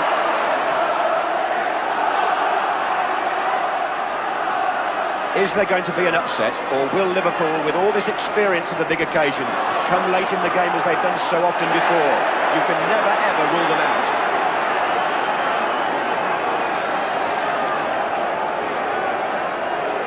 I think it was Ray Wilkins who said that if Palace are going to do it, they're going to do it in 90 minutes. Well, the chance is there now for the taking. Nigel Martin's save from Steve McMahon suddenly becomes very important.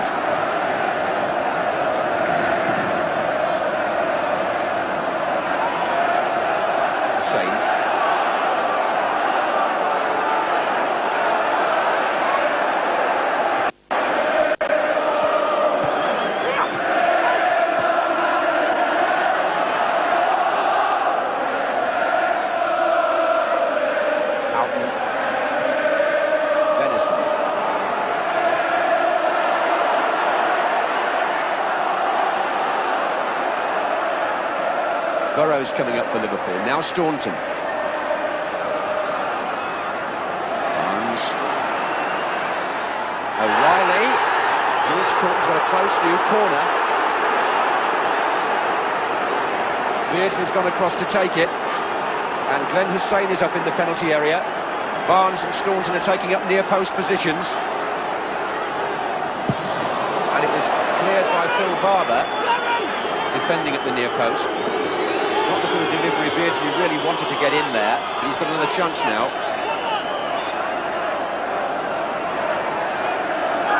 John Pemberton, corner, number 3.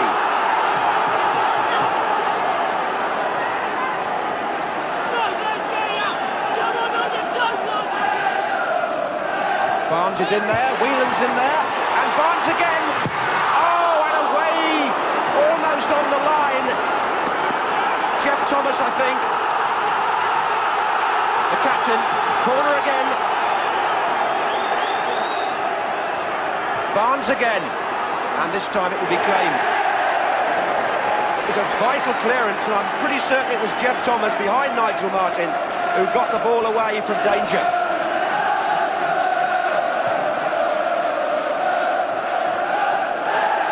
And Bright. Barber.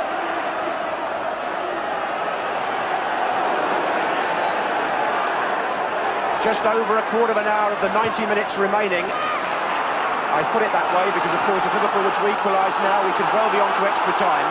But Palace are leading 2-1 at this stage. It's Alan Hansen. This is McMahon.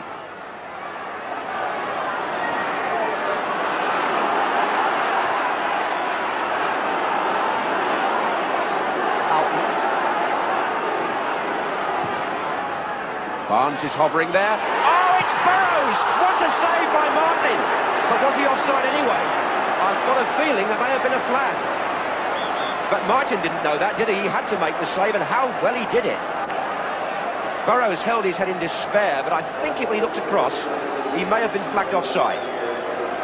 It still shouldn't take away from the save. I mean, it was really a fantastic save there. It looked in no doubt he would score.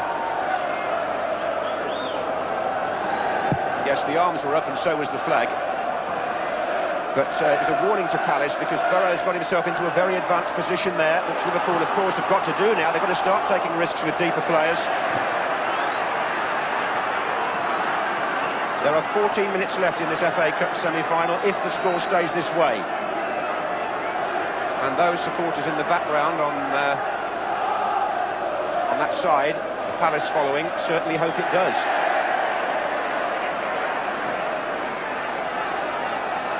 Just a reminder as well, I'm sure most of you have been with us all the way through, but Ian Rush, the goal scorer for Liverpool, went off injured in the first half. Gary Gillespie went off at half-time. And somehow or other, the team seemed to be a bit of a spark. Foul. Palace have certainly gained an awful lot in belief in the second half, and Mark Bright was the player who was knocked over. And this free-kick position from which Andy Gray delivered the ball that gave O'Reilly his chance for the second goal. He's in there again, O'Reilly, with Bright.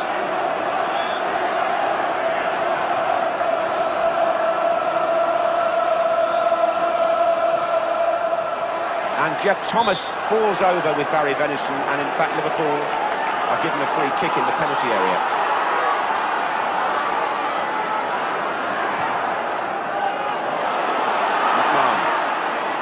Looking for Barnes. O'Reilly's stretched here. He's really stretched. And he needed a bit of help.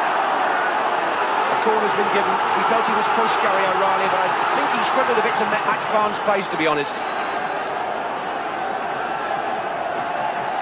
Liverpool's corner. Hussein forward again.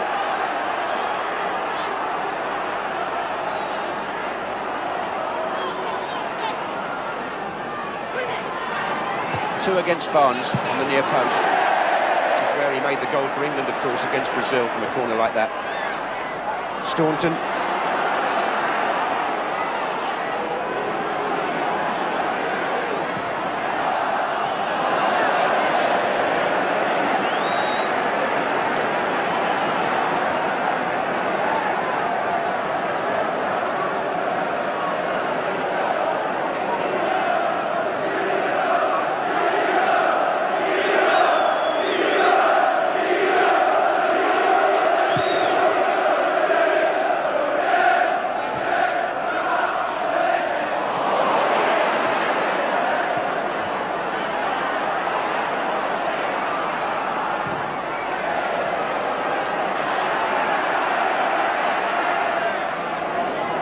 Whelan.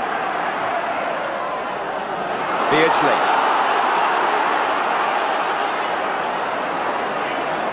Barnes. That's trickled off O'Reilly. Liverpool are forcing a succession of left-wing corners in their bid to save the game. It's a question of whether they can get a flick on, because Liverpool now seem to be practicing the near post corner like every other team. And that won't do. I sometimes wonder if they could vary it a bit, Terry. Well, they normally do, actually. They normally vary their corners a lot. I've never seen them consistently hit near post corners like that. But it was not a very good delivery at all. It didn't seem to take any time over it.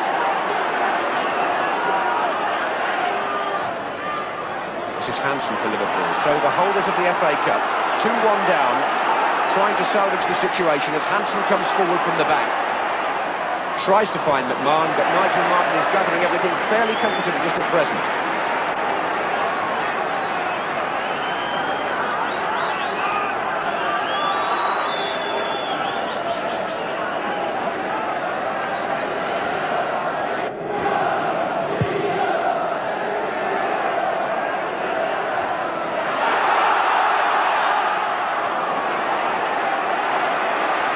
It's Hansen.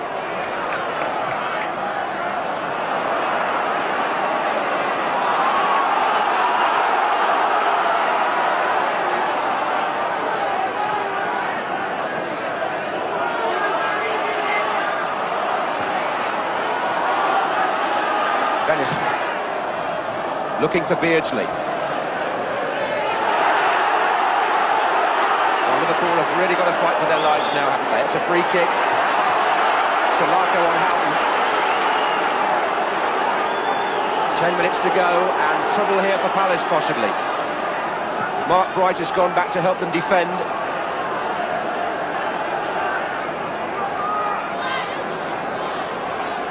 Barnes, Whelan and Hussein waiting to come in a line of three as Staunton and Venison address the ball.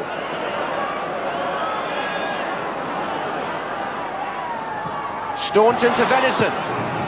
Right across the goal, McMahon! Oh, it's there! It's 2-2! Steve McMahon!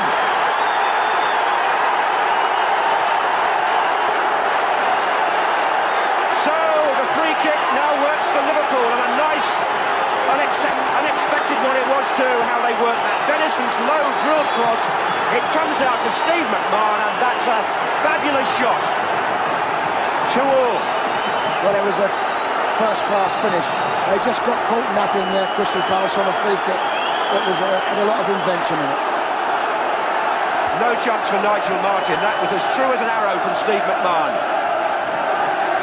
Barry Venison, the substitute, who provided the cross from a cleverly worked free kick. And as they used to say in Bill Shankly's time and since, you never rule Liverpool out. And with 10 minutes to go, it's all square again. But what a semi-final. Where do we go from here? Extra time, perhaps? I don't know where we're going, but I'm certainly enjoying it, John. Well, you, I think, Terry, 40,000 inside the ground and millions at home. What a football match. Beardsley. Oh, look at this. Staunton. Penalty. Pemberton on Staunton. George Courtney has pointed the spot. Pemberton is distraught. Well, I'm not sure about that from here.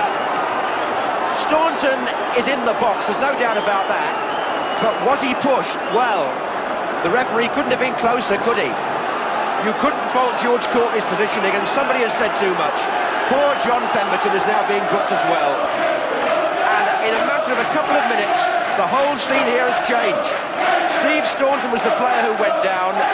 Liverpool have been given a penalty from which they've had mixed luck this season. They've missed a few, they've scored a few, but now the £1 million goalkeeper, Nigel Martin, has to face John Barnes. The Palace players are talking to Barnes, I'm not sure what's being said. George Courtney has booked Pemberton, he's given the penalty kick, and the cup holders could strengthen their grip on the trophy here.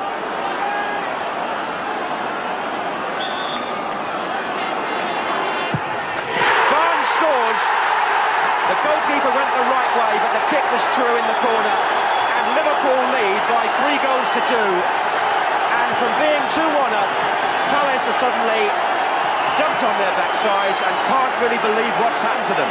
Most of all, Pemberton. Well, it's an incredible turnaround in just 2 or 3 minutes, and to be fair, it looked like Liverpool wasn't going to do it, and they got that very good free kick, and now they're in front.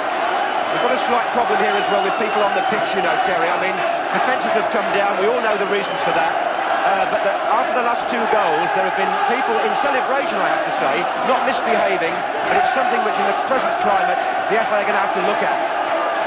I'm not trying to take anything away from the joy of the occasion, in which Liverpool lead 3-2. After being 2-1 down, it almost seems like half a second ago. I never thought we'd get a game like this, did you? No, but I must say, earlier in the game, when Crystal Palace was getting out the back 4, they didn't look comfortable at all, Liverpool, and certainly I know that Liverpool's going to take the game to them, but I think they've just settled back into their first half type of game and not thrown people forward and gambled to try and really press their advantage on. I want to ask you in a minute, when the ball goes out, whether you actually thought that was a penalty. I think we should try and clear that up, not trying to criticise George Courtney. He may well have been right. It's a corner first, though. Let's deal with that. To Palace, because you couldn't rule out a 3rd goal for them now, could you, the way this match has gone? Thorne has gone onto the near post. O'Reilly is up there as well.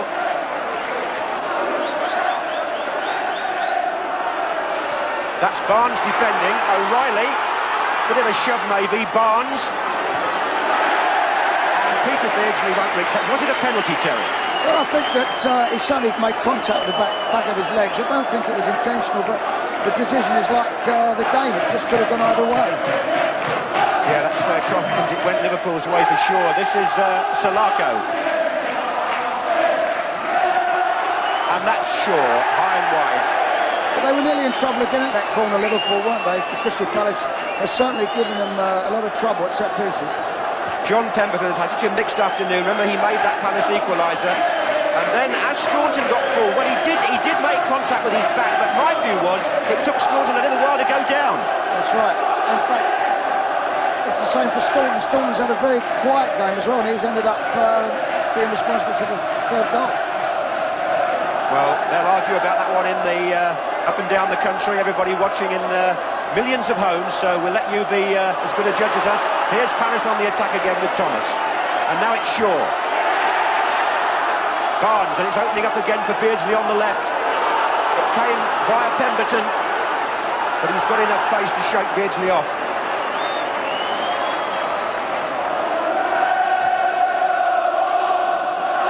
Just over 3 minutes, Liverpool 3, Crystal Palace 2, in one of the most exciting semi-finals, or certainly the second half, that I can remember. And the emotions on the bench, well, they must feel they've been on a roller coaster ride over there. Steve Coppell is standing. His team were 10 minutes away from Wembley, let it be said. They're now less than 3 minutes away from going out. Thomas, and Bright's in there. And Thomas! Staunton, Gray! Gray, 3-3! Andy Gray for Palace, they're back in it! And Liverpool's defence all over the place. It's a free kick again, a set play, and keep your eye on number 4, Andy Gray, because when all this is over, Grobbelaar comes, doesn't make it, Thomas, Staunton, Gray, 3-3. Well, Grobbelaar did punch it, but not far enough, only to Jeff Thomas, and it span up off Staunton's chest. The man who actually got the penalty for Liverpool has now virtually delivered the pass for Steve Coppell's team to equalise. 2 minutes to go. Liverpool 3, Crystal Palace 3, and this one is going down in semi-final folklore. Barnes. Again. And it's still John Barnes, and well stopped by Martin, because Beardsley was right in for the rebound. John, I think this might bring the fans back. Well, I think if we had more football like this, more excitement like this, it would generate even more of an increase at the rate we're having at the moment anyway. It's great stuff, isn't it? And the armchair audience must be on the edge of their seats too. Here's Bright. Foul by Hansen, is it? Yes. Now, twice from free kicks, Palace have scored. Liverpool have also scored from one, of course, but what sort of a finish could we be in for here? There is a minute to go of the 90. Father will take the kick. Thorne, O'Reilly and Bright are all lined up.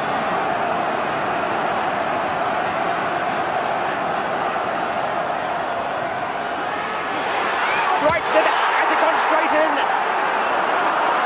No, it isn't a goal. It's a free kick.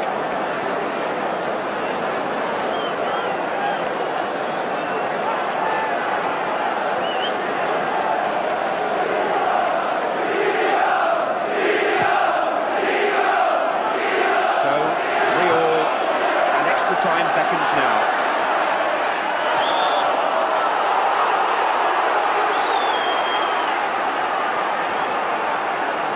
But hold on, a free kick again. So once more, O'Reilly and Thorne take up their positions.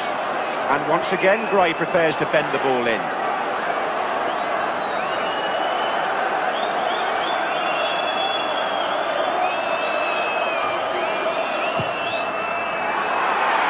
Oh, against the bar by Thorne, I think. They just stood still, they just didn't even move at all there, John. It's amazing, isn't it, this? Against the crossbar in the dying seconds. Andy Gray to take the corner.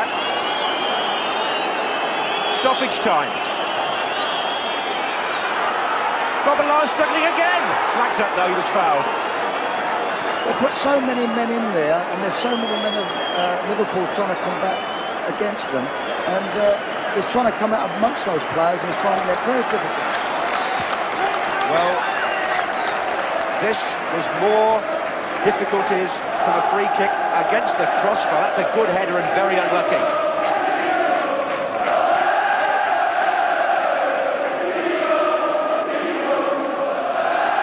And his team could have been knocked out there right at the end. What a dramatic climax that would have been if it had been 4-3. And my word, he would have been celebrating then, wouldn't he? They've given Liverpool untold trouble from free kicks.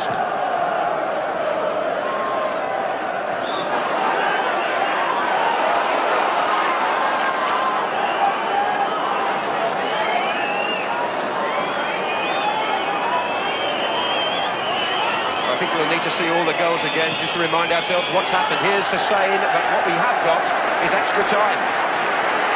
Well, just wondering how you describe that second half. It started with Liverpool leading 1-0. Steve Coppell's team got back into it straight away.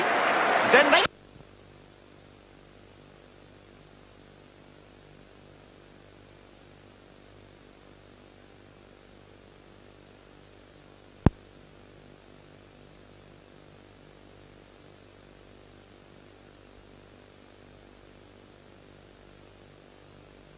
Hell of a lot of pressure. Scored straight after the kickoff, and from that moment, the game has been one hell of a football match. A great advertisement for football. They really deserve an enormous amount of credit, Palace, don't they? I think so. Yeah, they've really.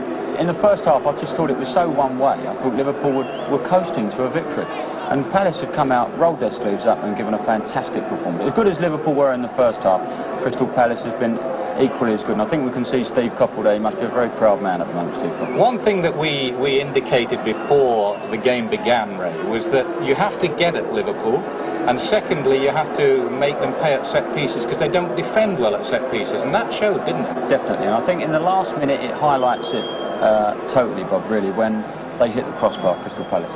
And there was no one within 2 yards of the chap as he heads the ball against the crossbar.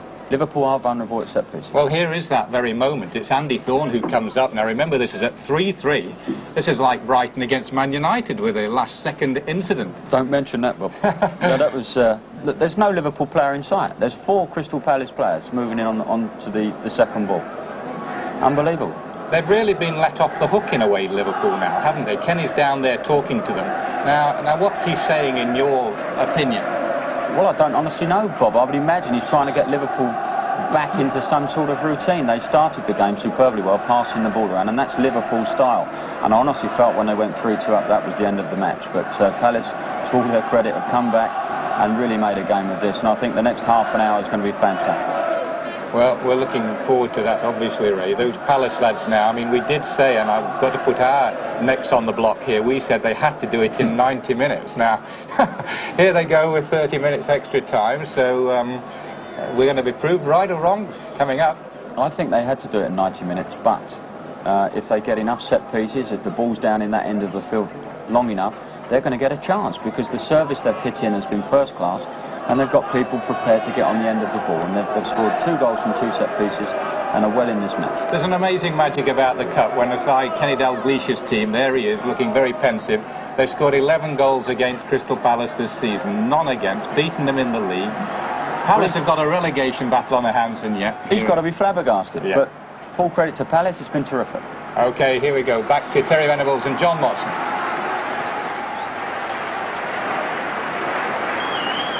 Thank you very much, Bob, and we wonder just what extra time might provide, because we've had so much excitement already, and if you had to delay your lunch, well, we don't apologise for that, because it's in the best interest, I'm sure, to stay with us for the next half hour and just see what unfolds here.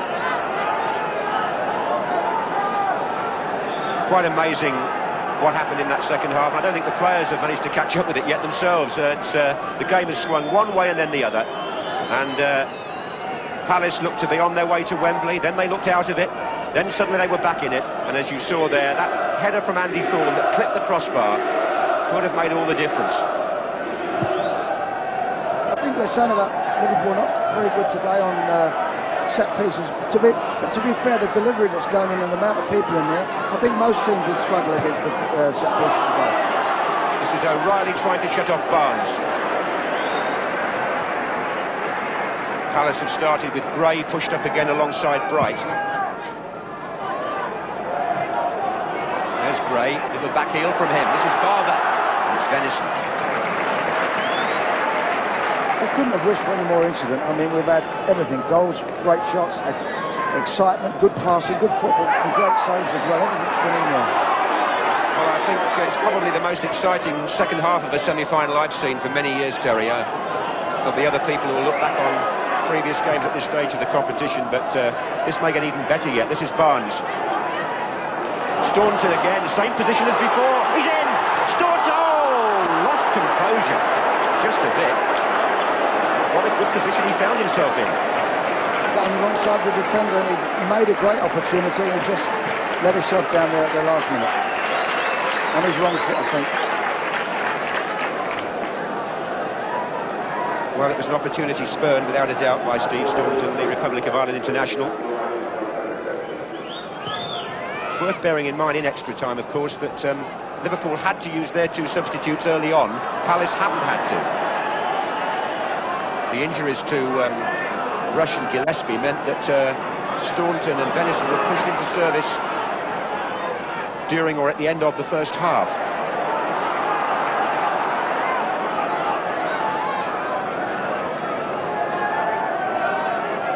If they don't settle it, by the way, the replay would be here at Villa Park again on Wednesday. But that's jumping the gun a bit, really, because you've got Manchester United Oldham to look forward to yet, haven't you?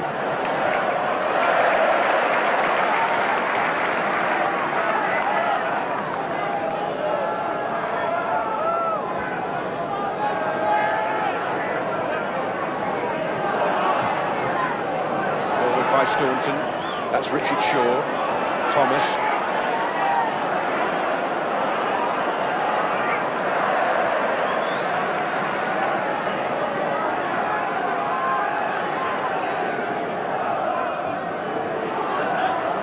Here's McMahon. Barnes. And again, Houghton. A bit of rough and tumble there, but it's Alan Pardew who sorts it out. Barber again. Gray.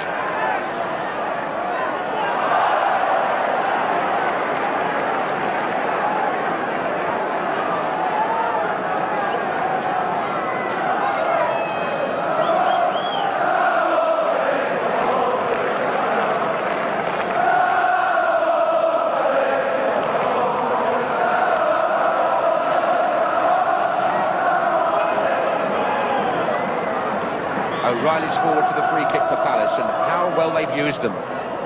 Offside, Bright. 6 goals to look back on. And who knows what's to come. David Burrows. Staunton.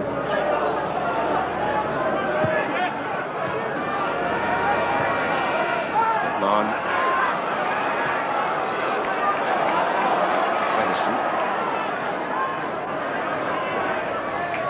This is Whelan.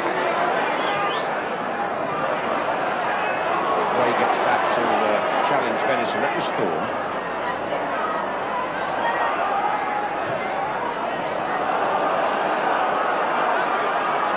Hussain.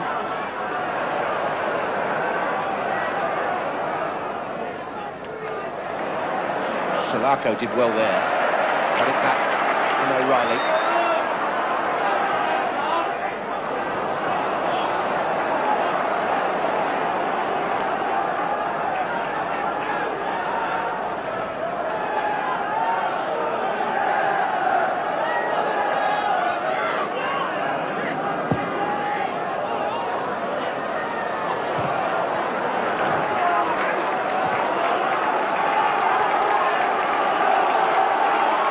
Well, a fairly quiet first 5 minutes of extra time, but here comes Staunton, who's had the best chance so far. Houghton's coming in from the far side, the flag's up, the ball's out. Well, Terry, it's not a match, I suppose, now for analysis so much as sheer emotion. What do you think is going to happen? Well, I think that there's been so much excitement. I think we've drained it all. It doesn't seem as if there's any room for any more, but the way the game's gone so far, it's continually surprised us, so we've perhaps got some more in store for us.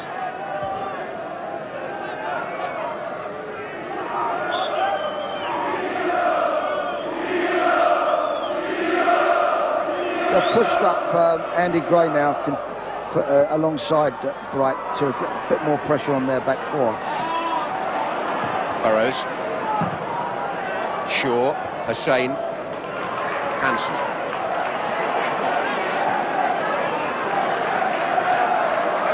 This is Barry Venison.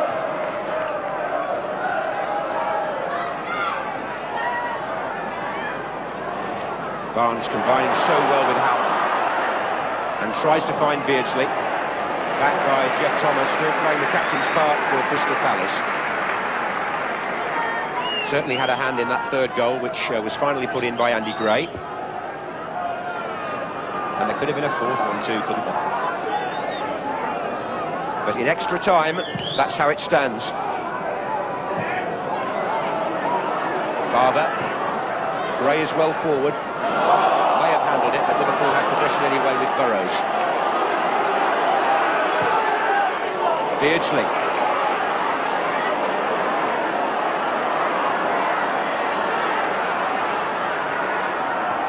Still Beardsley.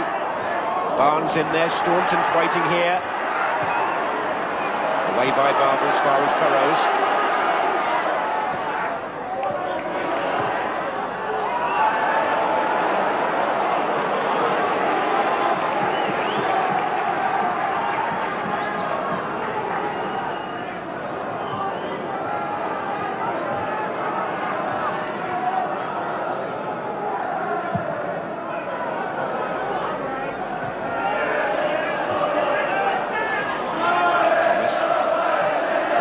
Pardew.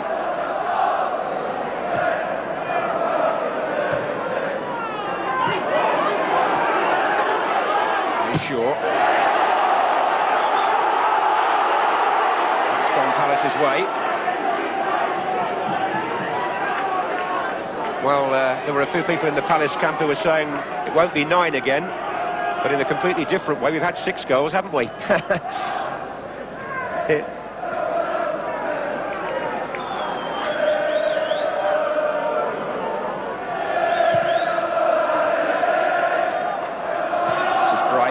Barber. Pemberton. Ray Houghton looks for Steve McMahon. Good ball drilled through. That's play on. Good advantage, George Courtney, because Liverpool had possession. He'll have to speak to Andy Thorne now, though, I think, with a challenge on Steve McMahon. McMahon's back on his feet, however. Referee was right, I think, to let it go, Terry, because Beardsley was in a good position. I think you're quite right. He should have let it go, but once it has gone and it's gone to nothing, I think you should have had a word with him.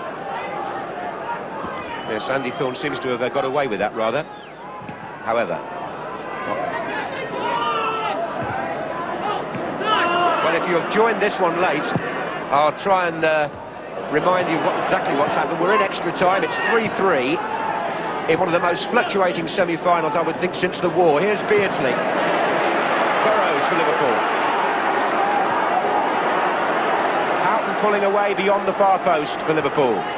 Here comes Whelan. And on the far side, Barry Venison. Barnes in the centre-forward position. There he is with O'Reilly. Back heel towards Venison. Oh, and the foot snaked out from Phil Barber. I think now as the fatigue's going to set in, John, I think it's the team that's going to pass the ball best will make the opportunities. Well, Liverpool, of course, played extra time in the final itself last year, didn't they? And came on strong against Everton. Will they do so again today? Beardsley will take the corner for them. He's pulled it back to Venison. Here's Staunton onside. Deflection, now the flag's up. He wasn't offside the first time, but they were the second.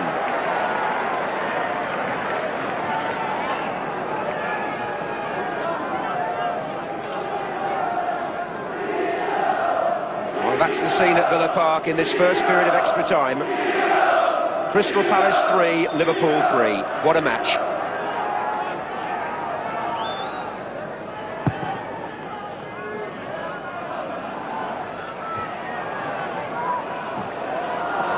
This is Thomas. Ian Rush put Liverpool ahead after 15 minutes. Mark Bright equalised, first minute of the second half. Gary O'Reilly made it 2-1 to Palace with 20 minutes of the 90 to go. And here's Shaw. They were 8 minutes away from Wembley at that stage, Palace. Steve McMahon equalised for Liverpool, 2-2. Barnes with a penalty put them 3-2 up with 6 minutes to go, and they were nearly at Wembley. And then 2 minutes from the end of that exciting period, Andy Gray came along to make it 3-3, which is why we're in extra time, and EastEnders has been delayed. But it's on the way, and so is Manchester United Oldham. O'Reilly. Well, difficulties here for Palace. Barnes. Well won back by Thomas. Gray.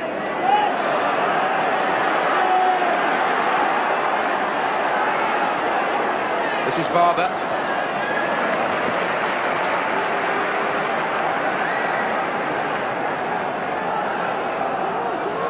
Pardew now. Three waiting in the centre for a cross for Palace. Salako provides it. Thomas in there. Robilard's missed it! Is it? No, the whistle's already gone. Glenn Hussein, I think, must have been fouled. Alan Hansel, I think, put the ball in his own net in the end. I don't know whether I've got that right, Terry, but it seemed as though he did. But maybe he'd heard the whistle. Just given for a push, because Glenn Hussein went down.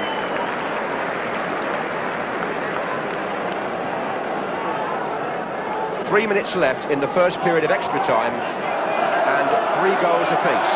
Number 3, Burrows.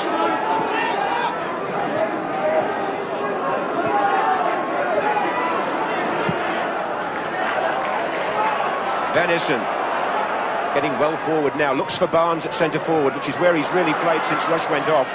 And there's McMahon, and we've got Houghton's on the far side, goes down. George Courtney has a look and doesn't give anything. And Andy Thorne covered for Nigel Martin very effectively. Well, Houghton was sniffing for the 4th goal there for Liverpool.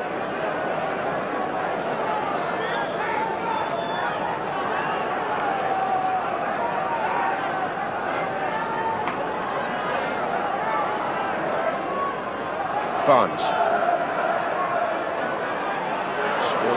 So tricky. Houghton's in there too. Barnes again. Side netting.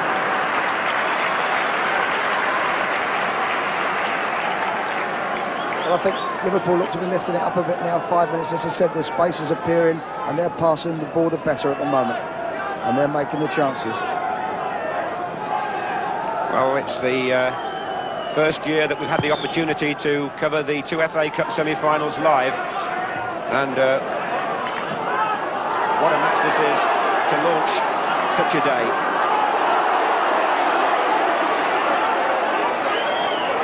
Andy Gray for Crystal Palace.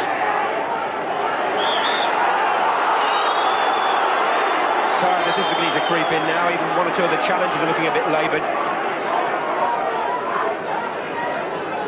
Because the match has been played at full pelt, and there's been so much incident and excitement that it's probably drained the players emotionally as well as physically, I would have thought. I think they're certainly slowing down now, John. Who knows? We're into the last minute of the first period of extra time here at Villa Park. This is Bright for Palace, Venison for Liverpool.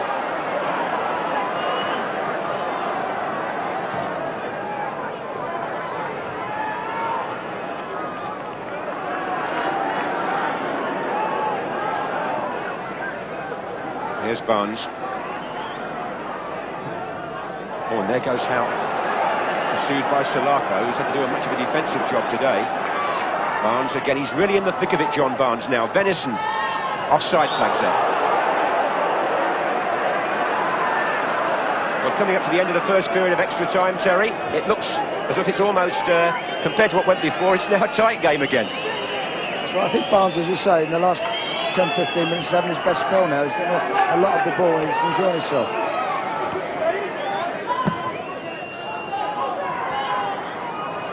Bright, Hussain, Gray.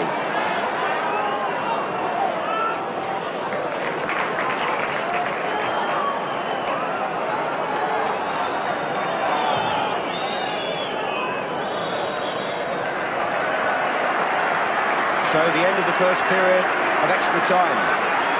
Steve Coppell has a quick word with Phil Barber. Don't think the managers are technically supposed to come on at this stage. The players changing straight round. 3-3, Terry. Well, I think there's been such a turnaround so often in this game. I think now at this stage they'll both settle for a replay, I think. Well, I wonder whether Ray Wilkins has got any quick thoughts before we restart. What do you make of it, Ray?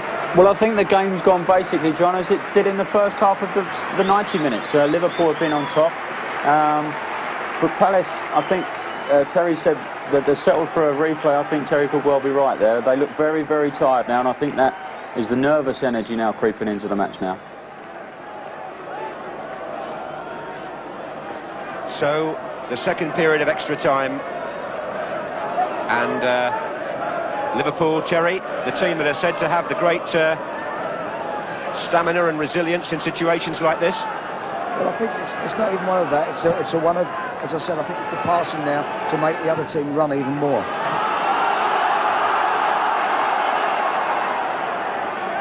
Well, it's certainly pulling at the nerve ends, this one, isn't it? This is Barnes. Oh, good trickery. And he's righted on the keeper here. In the end, Andy Thorne got a foot to it. Corner.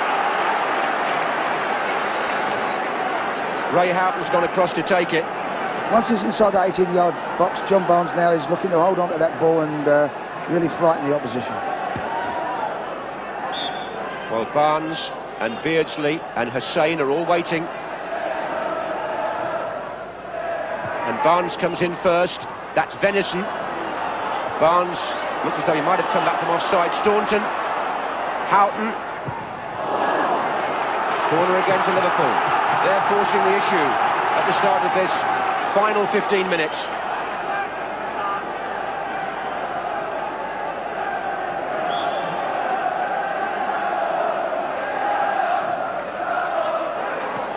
That was quite a comfortable catch for Nigel Martin. Looks as though he's really enjoyed the game, the Palace goalkeeper, and I suppose it's one that the players will look back on and say, well, it was something to be part of, but of course not if you lose. And it's a shame in a way that there will have to be a loser at the end of this semi-final. If not today, on Wednesday night perhaps. Here's Pemberton. Beardsley. Barnes to his right. Houghton down the middle. Barnes looking threatening. Shaw blocked it.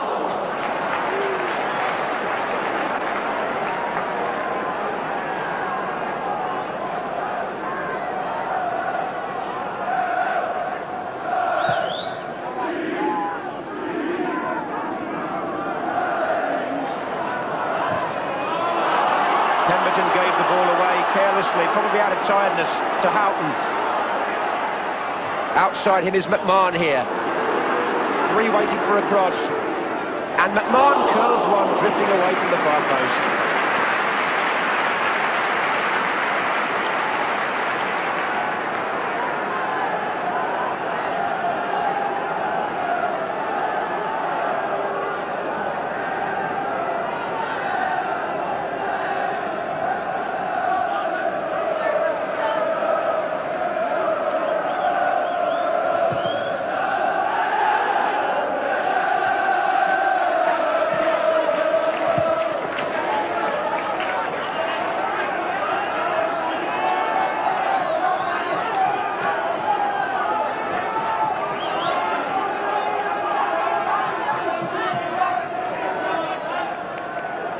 Thorne. Well, it was perhaps asking too much for the extra time to live up to the expectations after the 45 minutes we had before that. Forward by Thorne, looking for Bright. Hussain is with him. Tried to turn inside in corner to Palace. Well, they've made such good use of their set plays, Crystal Palace, that you wouldn't rule them out now. Andy Gray has gone across to take it. Andy Thorne, who hit the bar in what, the last minute was it of normal time, he's gone up again, number 6. Gary O'Reilly, who scored from that sort of position from a free kick, is also there. Barber's on the line and Bright is waiting too.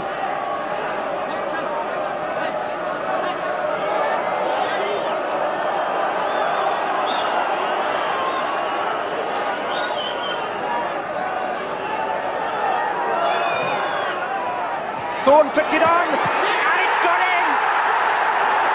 Pardew! 4-3 Palace!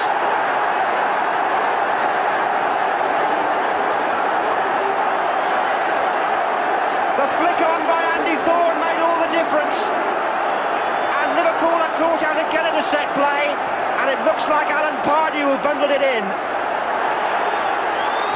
Thorne flicks it on, and somewhere out the crowd came Pardew. Bruce Grobbelaar beaten again after, what, 2 free kicks and a corner now Steve Coppell's team had scored from, and it's back with the underdog again. Well, whether that got a touch off a defender as well, I'm not quite sure. It could have done. There were 3 of them in the crowd.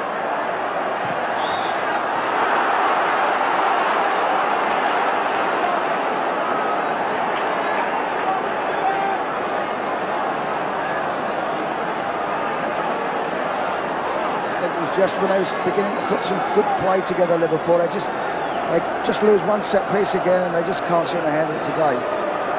Well, let's not speak too soon, anybody, now, because free kick again. John Barnes on the ball. What on earth is going to? There's now Palace players arguing with each other in the wall, pushing each other about. 4-3 to Palace, and Barnes to take a free kick for Liverpool. They haven't gone back 10 yards.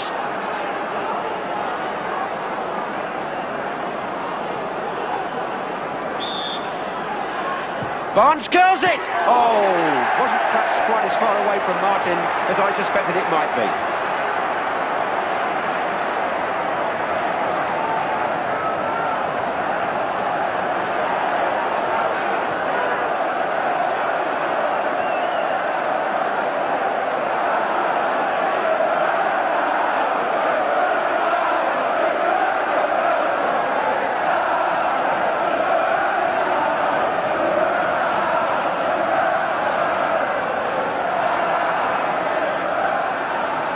Gunnison.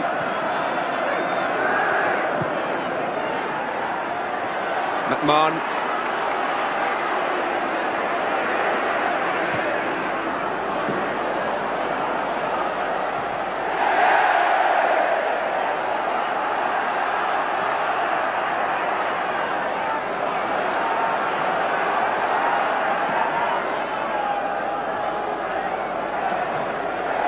Well, there's a Sunday team down in Surrey called the Nomads who will be watching this game today because they've cancelled their fixture, I'm told, because their coach and manager is Alan Pardew. And it may be that he's written the last chapter in this game, or dare I say that. Liverpool have got possession with Whelan, and this is Hussain.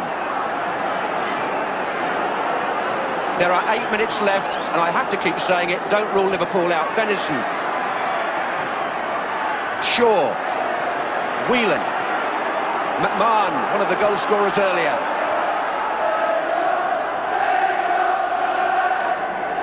Staunton. Palace appealing for offside there, not given. This is Mark Bright with Alan Hansen. They're all standing up on the Palace bench across there. So is Kenny Dalglish. The tension inside the ground is quite fantastic. I hope it's coming across at home. This is Barnes. McMahon. Venison. Tried the shot. Terry Venables, what do you think? Oh, dare you say it? It looks as if Crystal Palace for the first time are going to go to Wembley in the FA Cup. They're still playing good football, Liverpool, but it's just a case of set piece. We also got another view of that goal from that angle, Terry, didn't we? And that confirms that Alan Pardew, as we thought, was the scorer. It was a real flick on from Thorne, though. Again, Liverpool have been undone today on corners and free kicks. Here's Barber. My mind goes back to the Wimbledon Cup final and talking to Bobby Gould in the week about playing Liverpool on Tuesday. There is a feeling that if you can get the delivery in on corners and free kicks, then this man's team are human after all. And Palace have proved that this afternoon with a vengeance. Steve Coppell has done his homework. Hansen to Barnes. This is Jeff Thomas. 6 minutes away from Wembley, Crystal Palace. They were 8 minutes away in normal time. Can they hold it on this occasion? 7 goals in the semi-final. Venison. Palace fans singing.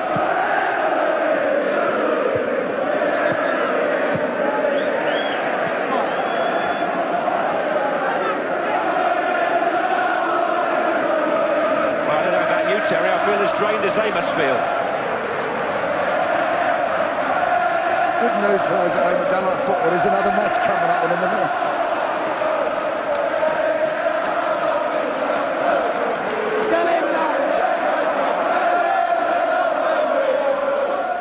On by Whelan. Barnes is still hovering dangerously in the centre-forward position.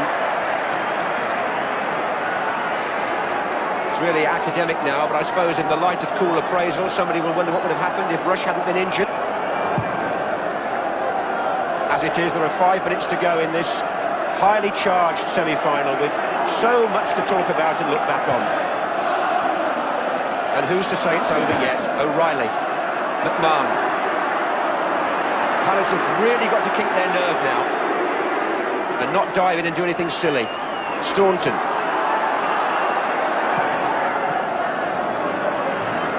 It went over Glenn Hussein's head, but this is Houghton, there's danger. Barnes! Oh, and Nigel Martin! Well, that save might have been worth £1 million, you never know. From John Barnes' downward header when he looked odds on to score. Ray Houghton delivers the cross. Barnes heads it down, back towards where Martin was coming from, and the keeper was grateful.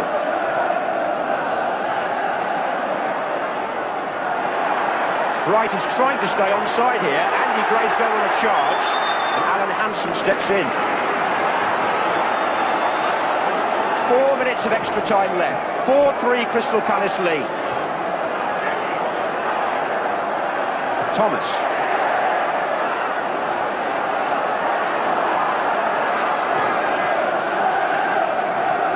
By Hussein. Oh, Beardsley seemed to push Shaw there. Doesn't matter anyway.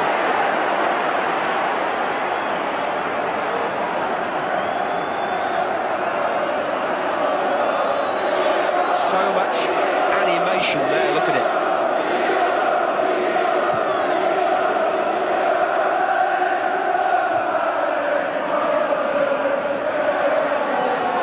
Forward by Jeff Thomas, offside Mark Bright, the man who really triggered all the excitement by scoring in the opening minutes of the second half of normal time.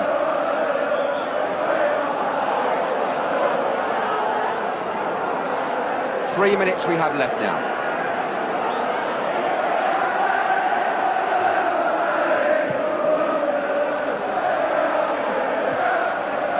I suppose one's tempted to say, can Manchester United and Oldham follow this? I'm sure they'll do their best.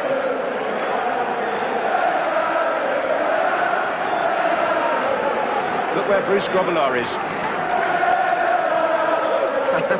Well out, isn't he? That's how desperate the situation is for Liverpool at the moment. We have a break in play because John Pemberton has gone down, Terry.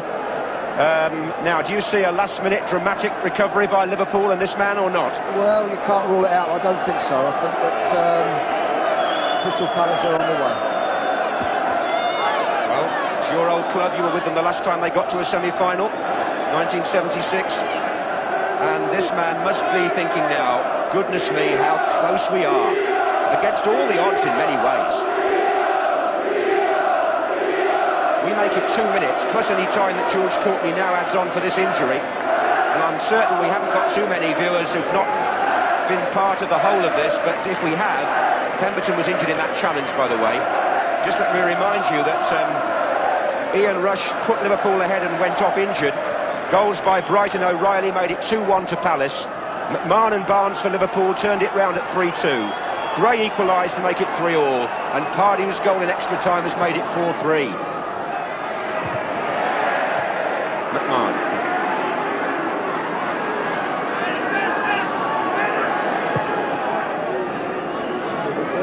Beardsley. Oh, a dangerous ball by Venison, and Nigel Martin had to come and claim that as Ray Houghton steamed in. There's a minute to go at Villa Park. Crystal Palace are that close to Wembley, to putting out the holders and the favourites Liverpool, to destroying the dream of the double. Can they hold on?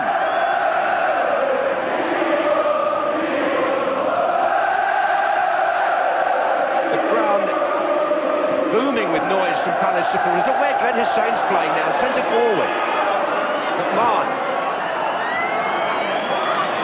Good challenge actually, that by John Salako, who's... No, he can't go back. Wright's up there. Hooks it on, and has to run after Hansen.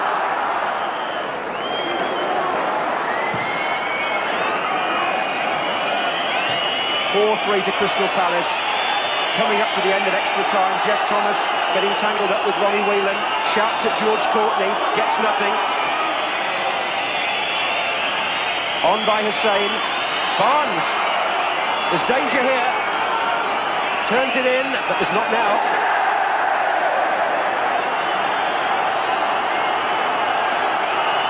We are up to the end of the 30 minutes extra time. It's only a question of what George Courtney, the World Cup referee, decides to add on for stoppages. Bright on his own up there for Palace.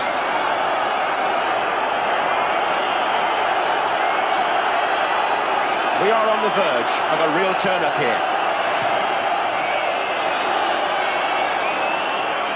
Andy Thorne battling away. And Jeff Thomas.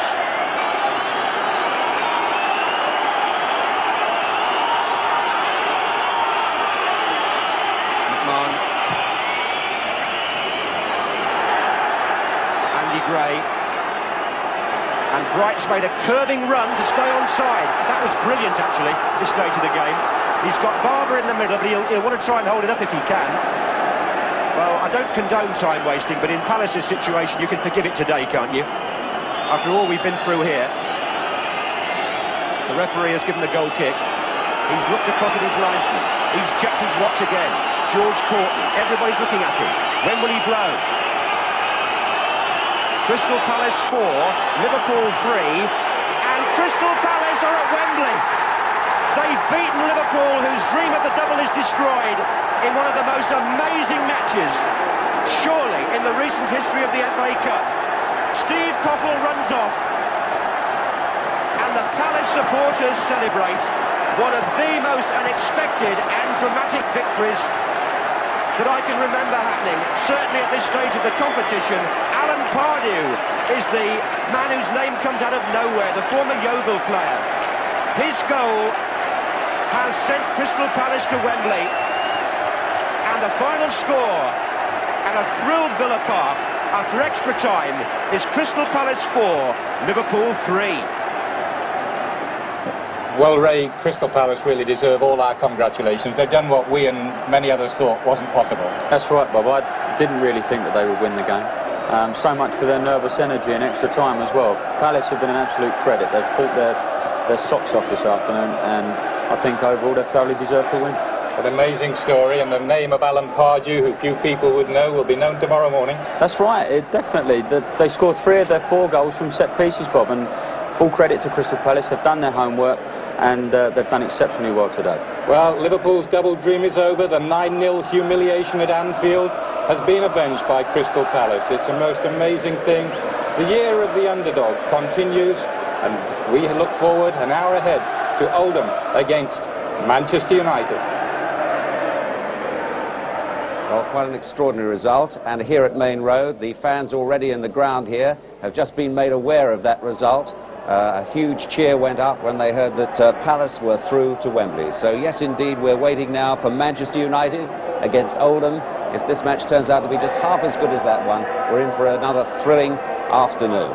So rejoin us, if you will, for more live semi-final action in an hour's time.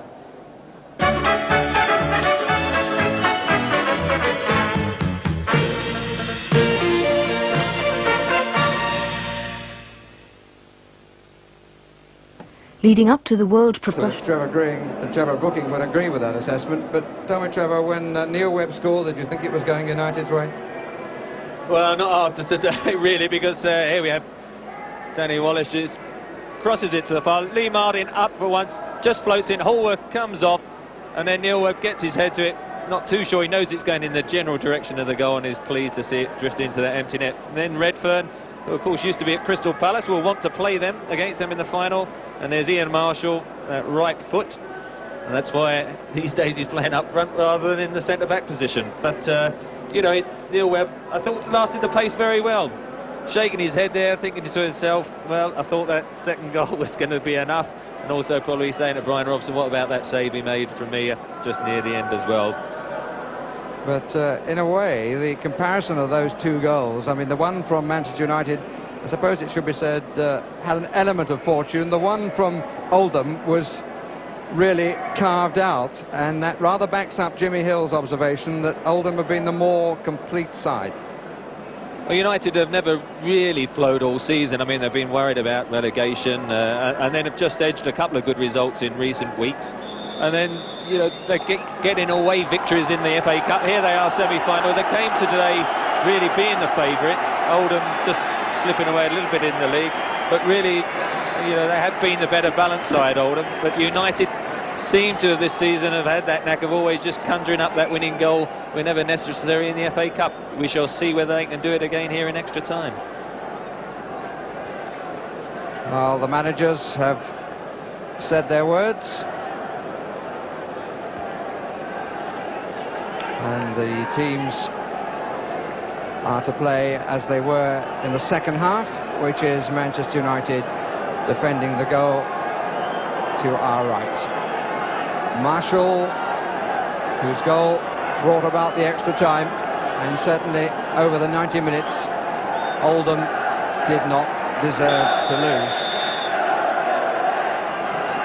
Milligan gets Oldham going again.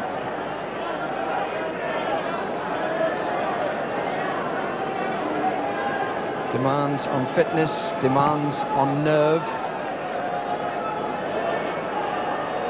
and fortune always a major factor. Here's Holden, gets the cross again, Redfern the nod down, Marshall blocked in front of his goalkeeper by Steve Bruce.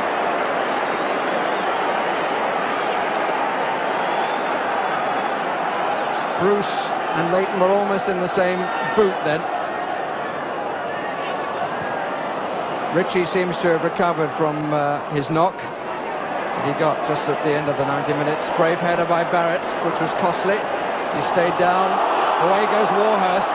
He is pretty quick, but not the most accurate of crosses.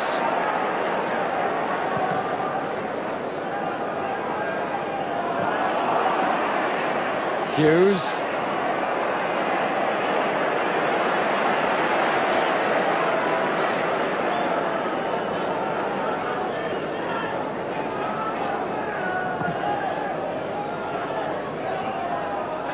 Bruce's head. Gibson's foot over to Barrett, who's recovered from the knock.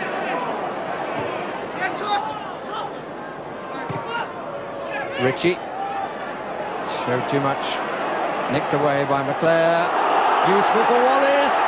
Test of his pace, now test of his finish. And he's equal to both.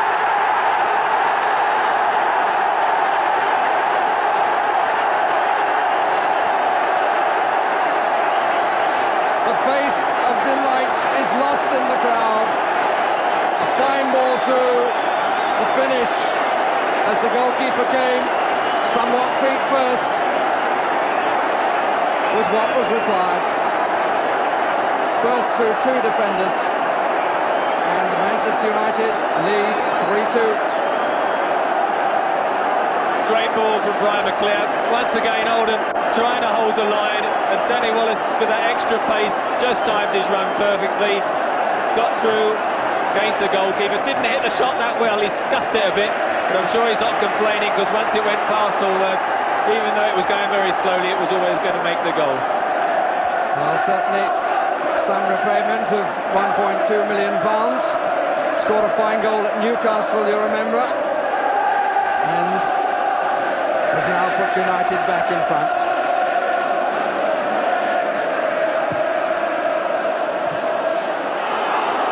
Gibson.